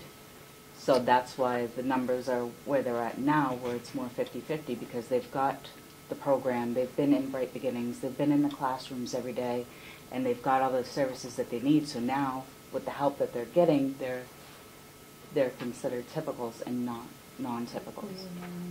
We do an annual evaluation and develop an IEP. I don't think that that explains the 50-50.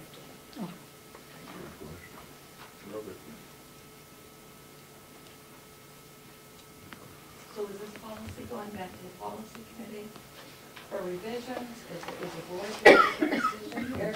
Where is this going to be decided? The policy had been set aside, and we said that we needed more information. Even with all the information given, I don't feel comfortable making a decision on it right now. I don't, and I guess I'm gonna have to go back 5 years and read minutes. I mean, I don't believe that it's okay to change a situation without asking, and I guess I'm gonna have to read the last 5 years of minutes on Bright Beginnings and look to my administration and say, tell me when this changed, tell me when the numbers changed. And I know that we've had, the splitting of them because it reached the max in Milton. I know that we had, and I know that the budgets were split at that point in time, but I don't have the specifics of the Bright Beginnings program to go forth and say that there's only one. I didn't know, and if we're not told, we don't know. Going forward to make better policy, we have to have that information in hand. And I don't know if you even knew the history of it. I did, I had a conversation with Mr. Rooney, and that is correct, the board in Wakefield. I didn't know exactly the date, but 5 years ago said that they would approve a program for Wakefield with one typical in the morning, one in the afternoon. That even then was against IDEA regulations. You know, why weren't we told that? That has I just to, learned that has to give us some bearing on the decisions that I we're just learned making. that. I mean, Doing because this, I didn't. in my all hearts of hearts, Bright Beginnings was developed to help the preschool children, just preschool children with special needs. And quite frankly, Hazel McBrien educated the rest, or they stayed home, or they went to Pine River Pond Country Daycare, or they went to St. John's, or they went somewhere else. So, Mr. Tercey, do you know how much the IDA grant is off the top of your head? It's a consolidated grant. Bright Beginnings isn't paid for out of IDEA. But it's being, the assurances are causing a problem with the IDA. The IDA grant is driving this. No, sir. You just said because of the IDA grant. No, I didn't. I said that even 5 years ago, IDEA, Individual Disabilities Act, for education of students with disabilities, required a least restrictive environment for preschool students. Not the grant. Not the actual grant. law. the law, no, The law. I thought you Different said- I acronym. thought it was a grant. So ma'am? Yeah. So I would have a question as to why one non-disabled student? I would want to ask maybe some people that were on the board at the time, why one I can tell you why one. non-disabled student? Is that to meet the requirement of least restrictive? So that's what I would be curious about. It was at the time. Okay. Because of the fears from the local child care providers. That's why. because of what? The fears of the local childhood providers. The fears that they would go out That of they business would if lose, you offered it. right, way back 5 years ago. I looked at the IDEA grant, last year's grant, last night. There was 300,000 for the IDEA, 18,000 for early childhood program. You look through that grant, and some of it goes to IDEA, and some of it goes to the early child. So it is in the IDEA grant. Bright Beginnings is in the IDEA grant. There's funding for preschool in the IDA grant, but that's not what I said. The funding in IDEA is not driving least restrictive No, environment. but he just asked if there was anything in the IDEA grant that paid for any part of Bright Beginnings. No, I don't. Driving least You didn't ask restrictive that, environments. We were discussing least restrictive environment. What I thought I said, but does this have anything to do as to why the Bright Beginnings is being moved back into the SAU budget? It's not being moved back into the SAU budget. We're hoping to break it. It runs through the SAU, however, it's budgeted in the operating budgets of both districts, which is very confusing. And I still haven't found out why it was set up that way. So I think it's more transparent and more clean if it's broken out into each individual operating budget. That's what our concern is too. Because there's different costs, there's different costs to each individual district. So what can we ask of our administration to give us so that we can make a more logical decision on what we need to do?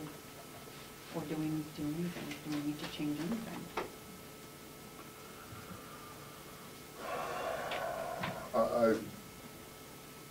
I personally would kept the Bright Beginnings program the way it was, with, maybe one or two per class.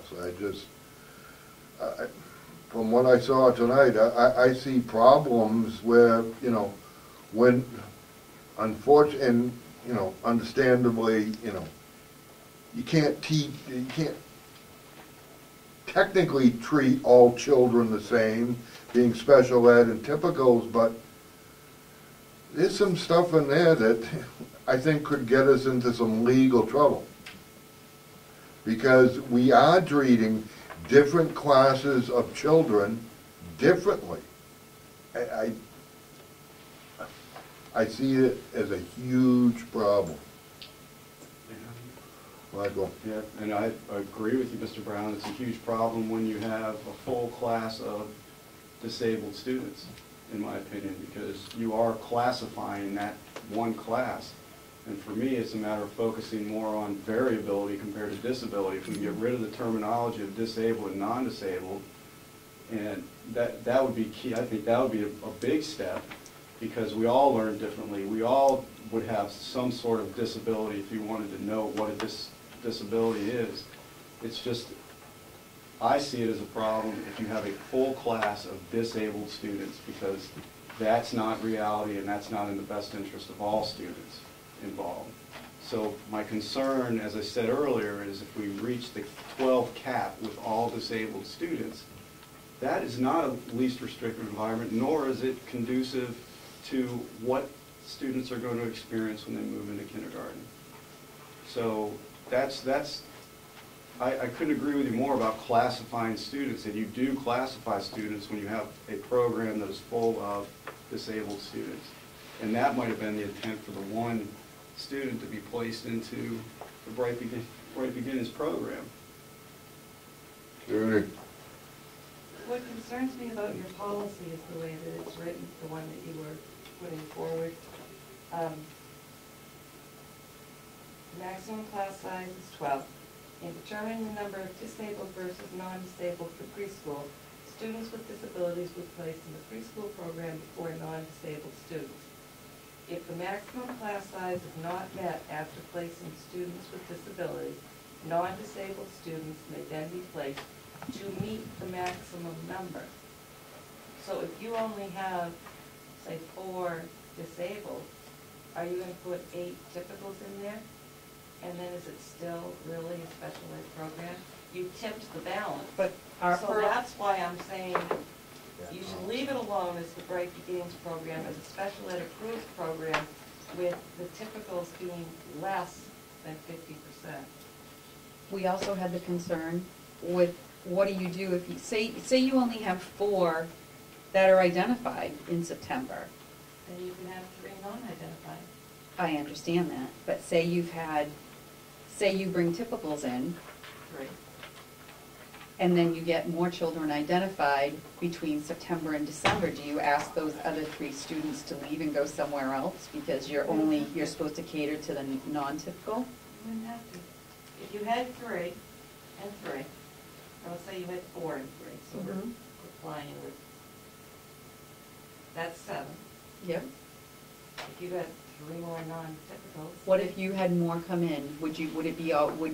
How would the family feel if we had to say, we're sorry, your child's typical, you're gonna have to leave because we have non-typicals here now? Why would they have to if you had 3 more? If you were at the then you'd maximum only be up to number. 10.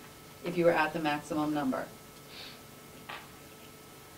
So there are so many different scenarios that. If you get to the maximum number with special ed students, you're gonna have to split the program and have 2. That would Just be, like you had split Milton and Wakefield. that would be a logical answer, but I don't know if that's feasible budgetary-wise. You have no choice, it's the law. You have to educate children 3 and 4 years old who are disabled. You have no choice in that matter. It doesn't matter which budget it is, that you have to do it. We have to look at you and your administration for guidance on this. Well, Can we call the students identifiable and non-identifiable, please? They're supposed to typical, non-typical. Well, it depends on, Some students are identifiable and some are not identifiable. Nobody's typical. Actually, the law calls them disabled and non-disabled. so typical and non-typical is not any better, and I agree with that, the language is horrible, but there's nothing you can do about the language. Michael?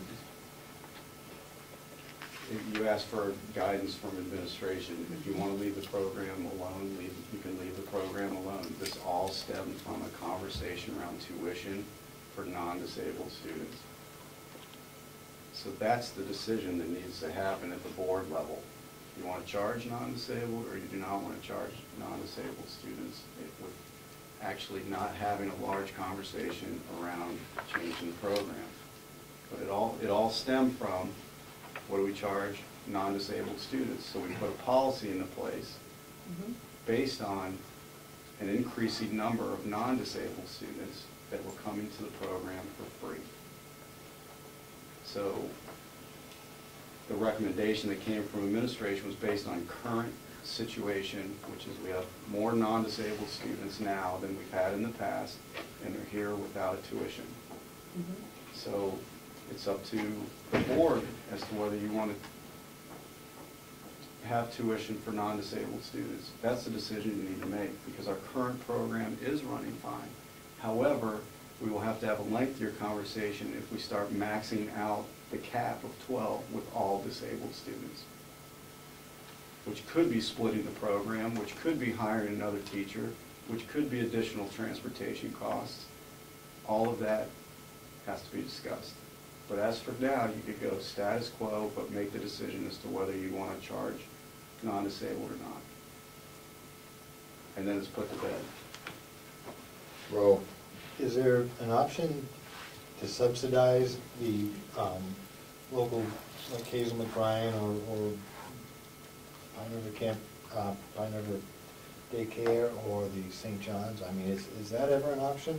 no, I don't believe you can't. That's what I refer to as an outreach program, where you place your students based on their needs in community preschools. So we pay for services. we for could those logically, students at that. legally subsidize. That would be your least restrictive environment. Correct. Even though those are private schools, you can do that? Yes, you Yes. can, for students with disabilities. And that, actually, I mean, the one recommendation I would have is that we really look more carefully at the continuum, because least restrictive would be placing a student in your program.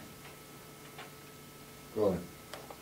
Quite a few years ago, we had, Hazel McBrien Nursery School had 3 students that needed speech. And we were paid their tuition, and Joe Zerbick used to come over to the school and do the speech. So it has been done. We haven't in the last couple of years, but. So that's an option too. That's not the first time we've talked about that option, though, is it? It was, well, we haven't talked about that option except for part of the presentation, but not as bringing it to the table for full discussion, for consideration. And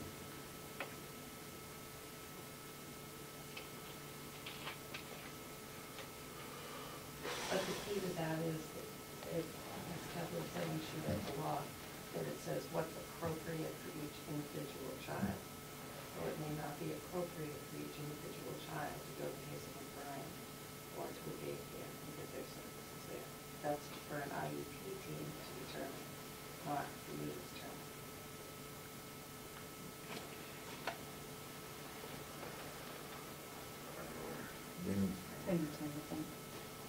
Yeah, we need to,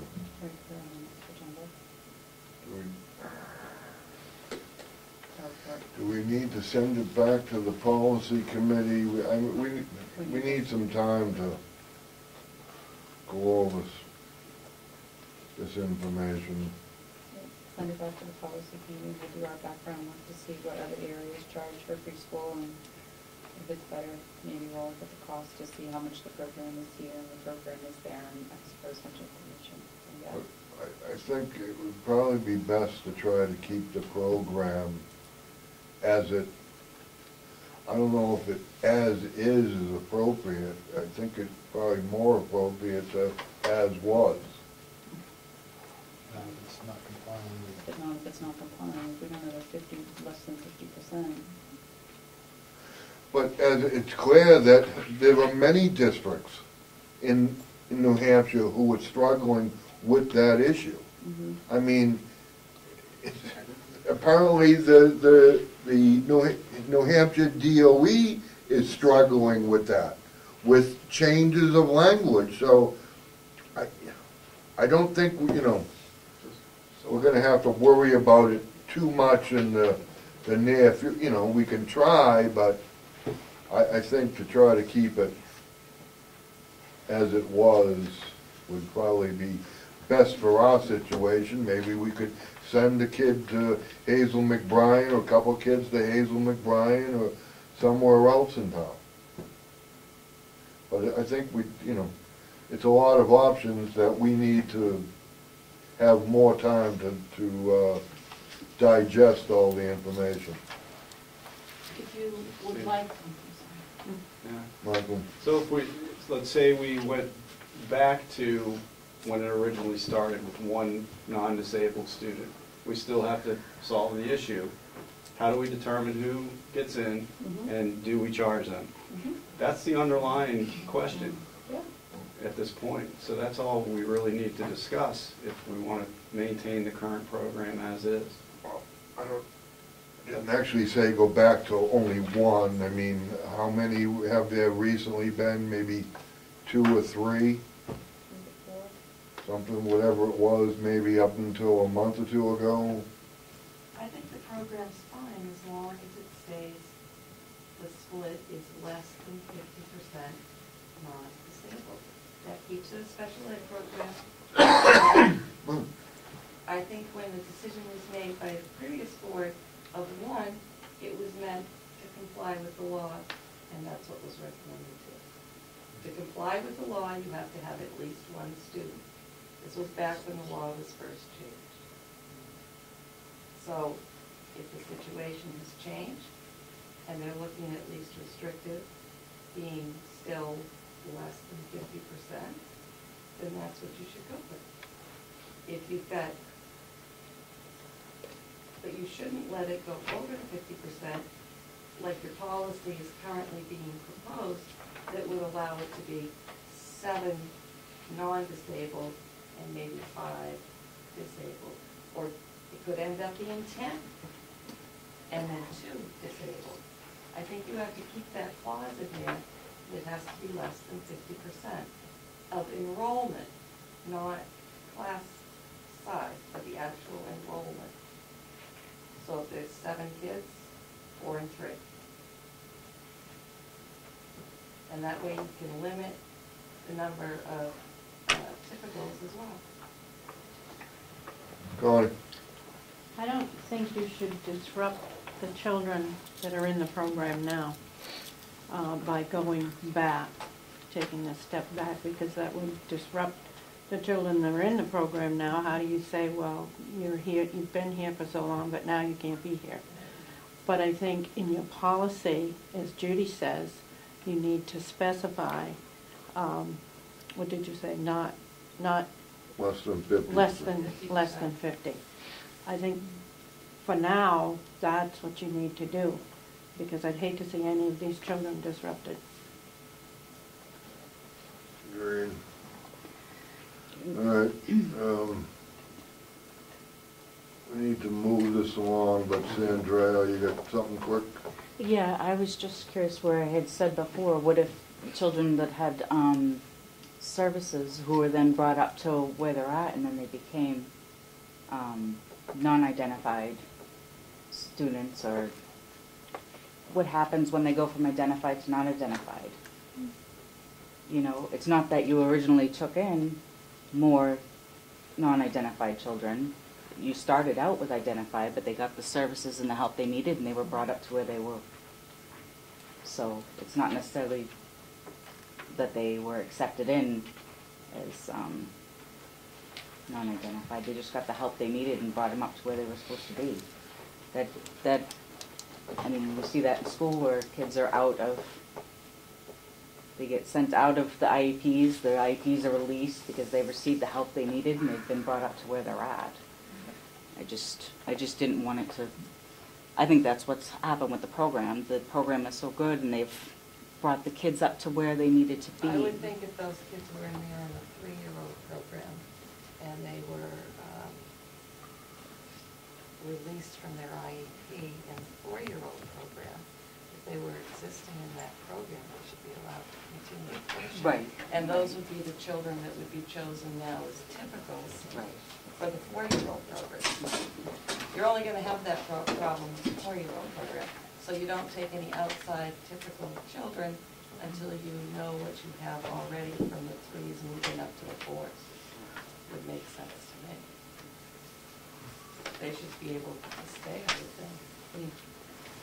I just, you know, to show how numbers can change. They may not have started that way, but that's where they ended up because that's a they good thing. received. Yeah. It is That's a a good wonderful thing. thing. The program is wonderful. It is. That's why the numbers can change throughout the year. We're gonna have to send it back to the policy committee and try to correct some issues with that. Thank you. SAU 64 enrollment. In your package, you have your current enrollment numbers.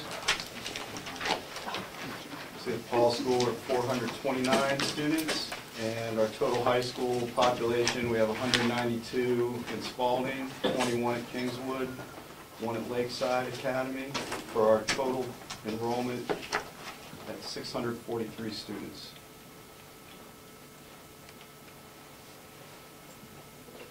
So that's just for your information that comes to you every month. That's all I have, Mr. Chair.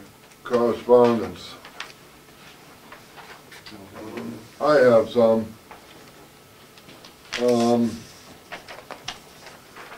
I'll do this one first. I was at Budget Committee meeting on Saturday, and Pam Wigan grabbed me and asked me a question. I told her only one board member, so I would have to bring it to the board.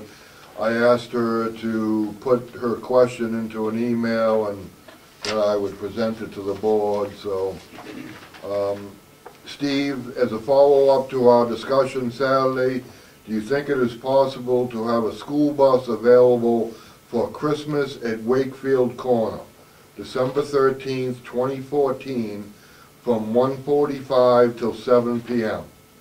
We would have the bus carry visitors to the village from Wakefield Marketplace area to the Congregational Church in return.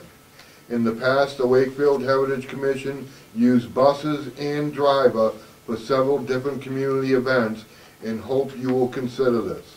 Thank you, Pam Wigan. The only thing that Pam didn't include in the email that she discussed with me at the Budget Committee meeting on Saturday was she said that they have done this in the past, in that the Heritage Commission paid for the hourly wages of the driver itself. So, it's a request from the Heritage Commission. Anybody? Does it need to go through transportation director at all? Go ahead, Michael. I'll offer my opinion. I think it's a great idea to utilize the school services with community needs. If they're willing to pay for it, all we do is basically bill the Heritage Commission for the cost of that event.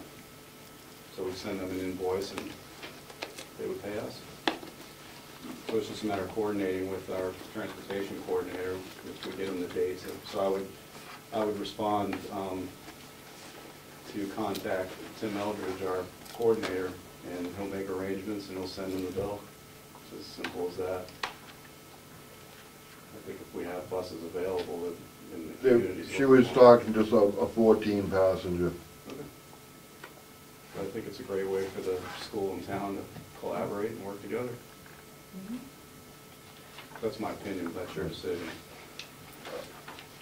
I'll make a motion that we let the Heritage Commission use a bus on December 13th, 2014 from 1:45 till 7, with the Heritage Commission picking up the cost of the driver's pay. A second.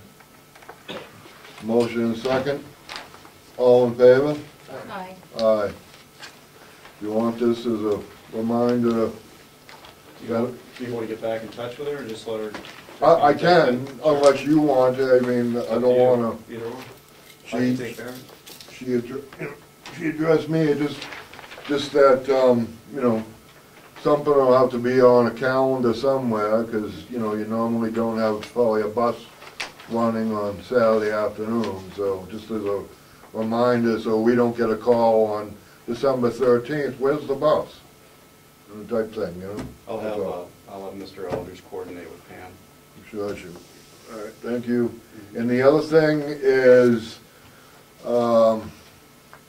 me and Mr. Fogg attended an area agreement meeting on Monday, and I have the new area agreement with Rochester. Proposed agreement. Basically, there is one sentence that was changed in the previous agreement, and that one sentence is, well, it's actually,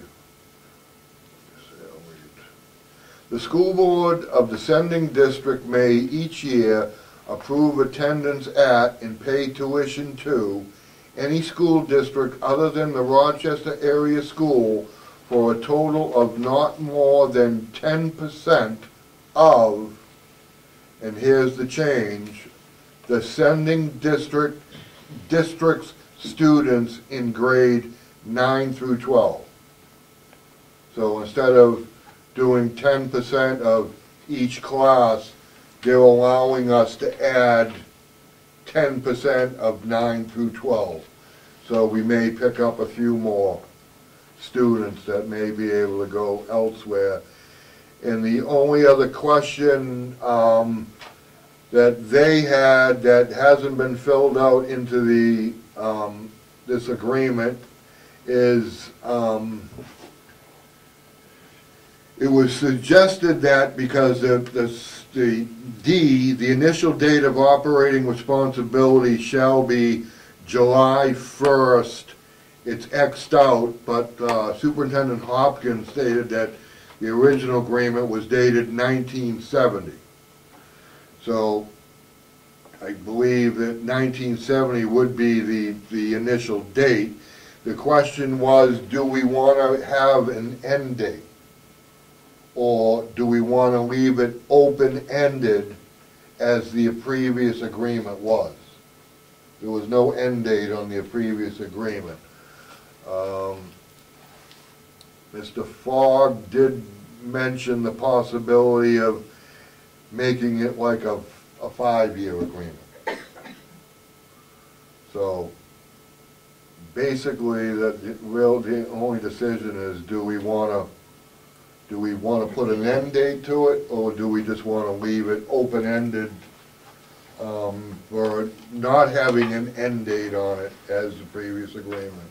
Well, The reason I asked to go out as much as 5 years was basically because of the budget process and taxpayers of Wakefield. If costs continue to grow at Rochester, I believe the taxpayers here in Wakefield should have the ability to enter into another area agreement with another school district if it's economically feasible. So that was the only purpose for asking for a shorter term of time. Bob? So we couldn't do that if we had an open date? I think there is a clause in there, it's I believe, that it is open to negotiations at any other time.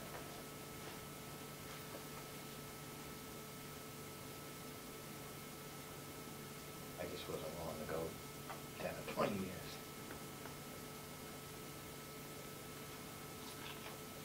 So, Would that allow Alden to be able to say in 5 years, see you later? That's why it was left open-ended. That's right. Because we need to know. Because then they could say, okay, you said 5 years, that's it, you're gone, we have no place to go. Mhm. That could And even open-ended, we have the right to look elsewhere every year, and then there's certain guidelines that we have to follow to remove ourselves from them. But we've asked the children, we got the input from the families of Wakefield, and the majority of them still want to continue to go to Rochester. So I don't see why we have to put an end date on it. If it's negotiable at any point in time, I don't see why you have to put an end date on it. I'd like to see the kids have a choice. I'd like to see But the we get rid of the 10%, and I know you tried. We actually started at 30, and Rochester kind of laughed. It's a budgetary item for all Chuckled. districts, and at this point in time, we don't have another district that's willing to take more than 10%, so. We did twist their arm, and they refused to do anything other than allowing us to join all 4 classes as part of that 10%. It's the only thing they'd budget on. I mean, it's something. It's not what we wanted, but we did make the attempt to get more than the 10%. What's the wording on how to get out? If you decide you want to vote in town and vote with their city council?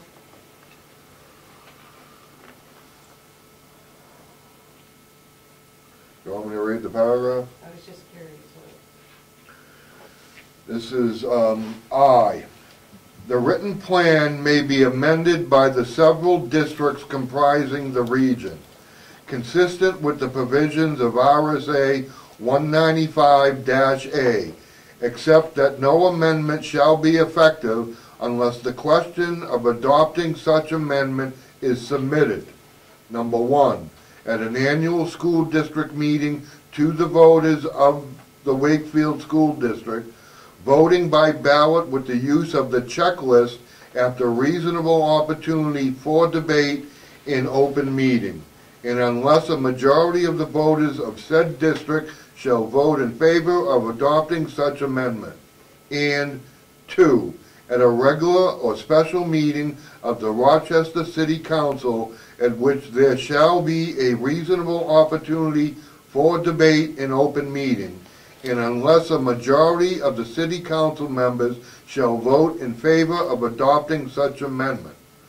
Furthermore, no amendment to the written plan shall be considered except 1, at an annual meeting of the Wakefield School District, and unless the text of such amendment is included in an appropriate article in the warrant of such meeting.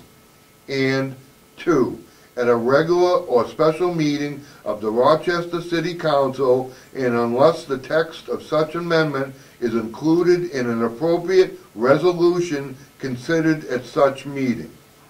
It shall be the duty of the school board of each district to hold a public hearing concerning the adoption of any amendment to the written plan at least 10 days before such annual meeting or city council meeting, and to cause notice of such hearing and the text of the proposed amendment to be published in the newspaper having general circulation in the area before such hearing.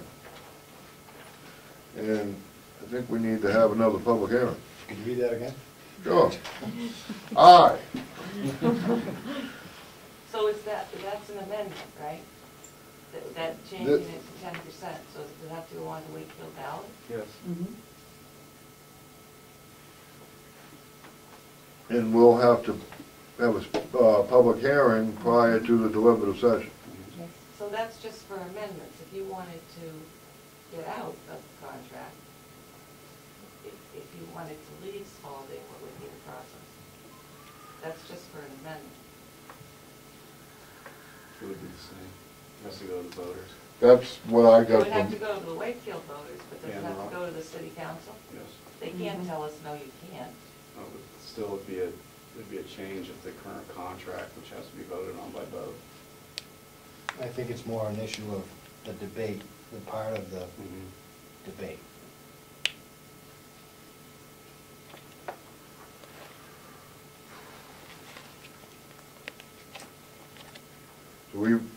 we can't, yeah.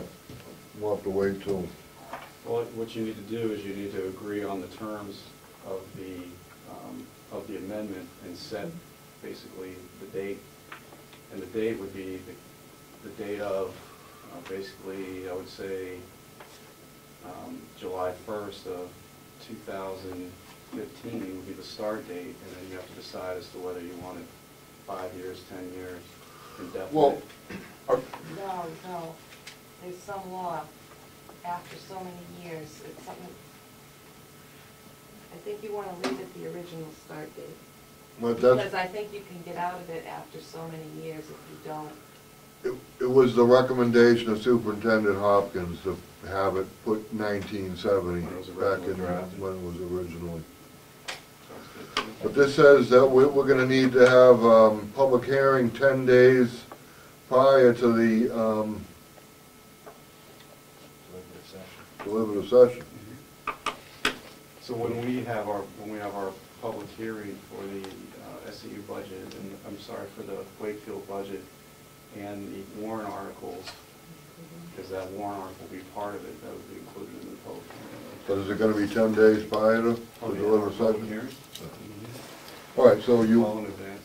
so you'll take care of, I'll make a motion to approve this area agreement and forward it to the public hearing part of the process. is there a second? Second. Oh, We have to update that, right? Well, discussion. What are we doing for the end date? I think we probably just leave the end date I agree. That'd be fine. open-ended. I'll amend my motion to have that an open-ended end date. And your start date, 1970. In I wrote 1970 on it, because that's what we had discussed. I do not sign this now, because they were wanting to get this back, but, I recognize that it could be the extended period right, of time. so, I'm not gonna sign this. And I will get it, anybody wanna look at it, everybody will sell with it, I'll give it to Superintendent Tercey. Any questions? Yeah, motion and second, all in favor? Aye. Aye. That takes care of correspondence, public comment. Judy? I guess I'm still looking for a parking lot status. You guys apparently had a meeting. Are you keeping the same plan? Are you having a public hearing? Are you going to go to the planning board? What was decided at that workshop? We need to notify, I guess there's a 60-day notice to the town, Okay, so the town has to be notified. okay. And are you going to have a public hearing? We're gonna have to have a public hearing. Okay. And are you keeping the same plan? Yes. Okay. I'll deal with it at the public hearing. Anybody else, Jerry? Yeah, just curious, I went on the SAU 64 website and looked at the investment policy that you guys have on there, and that wasn't approved by the board, hasn't been approved by the board since 2012, and I wasn't sure if that was just one that hasn't been updated, that was on there, supposed to be done every year. And the other question I had was about the funding of that trust fund from the surplus of the 2014 end of the year. And when we talked about it in Milton, Mr. Tercey connected the DOE 25 form with the transfer of the funds. You said they were kind of interrelated, the filing the form with the Department of Education and transferring the surplus over that trust fund. I haven't been able to figure that out yet. How are they, how they're connected? Would you like to? Sure. So for transferring the funds to the trust funds has to be within 10 days of the approved surplus. When that's determined when it's signed by the board on the DOE 25. Because that's when you have finalized your numbers, that's what goes to the DOE and then the DRA. So you can't say you have finalized surplus as a estimated surplus, say at July 1st. We establish what our surplus is when that DOE 25 is signed. And at that point, you have 10 days to transfer the funds to the trust funds, which was done. So there's this concept that on July 1st, you need to request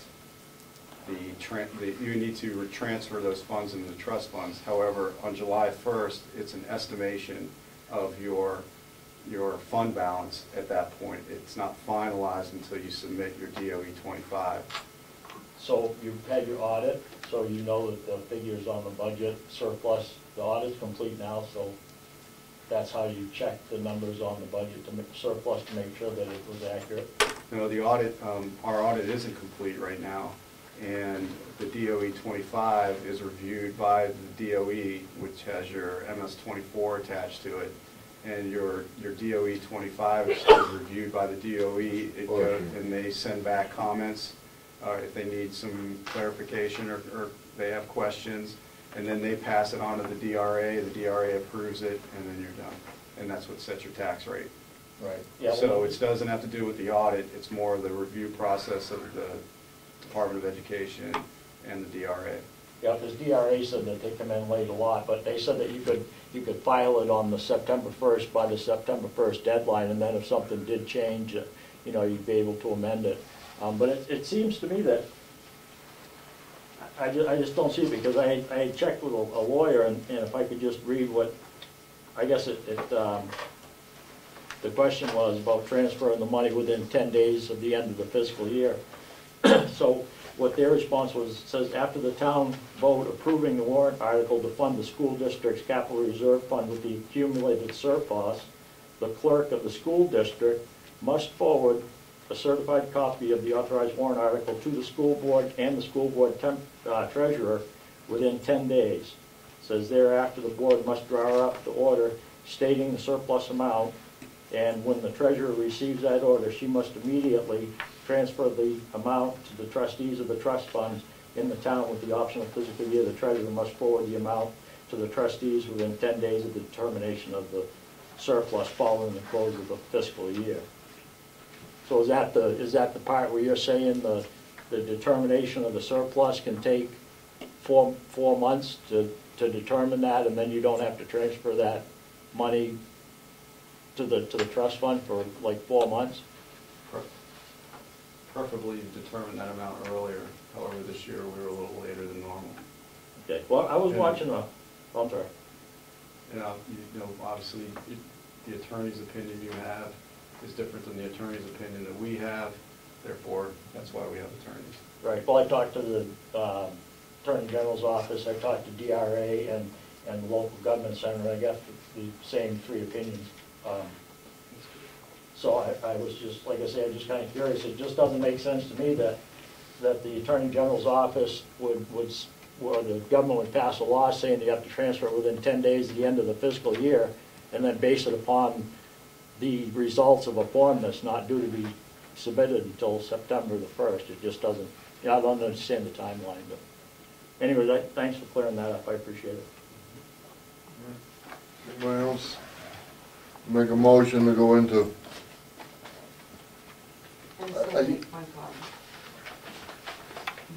Good.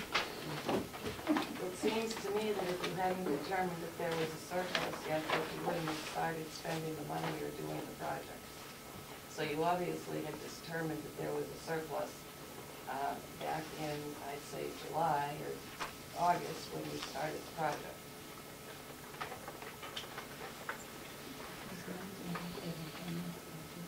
Can I just add to that? Because I had watched a school board meeting from the 16th of July where you guys were handed information. There was $880,000 surplus.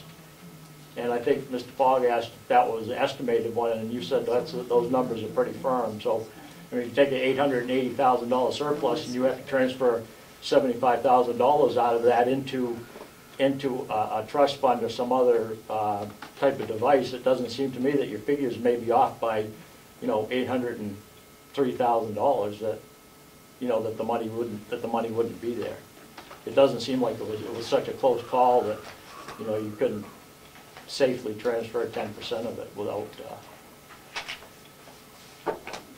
running the risk of making a mistake. Thank you. I'll make a motion to go into non-public under RSA 91A32C tuition requests. Motion second, all in favor? Brown, yes. Thank you for coming.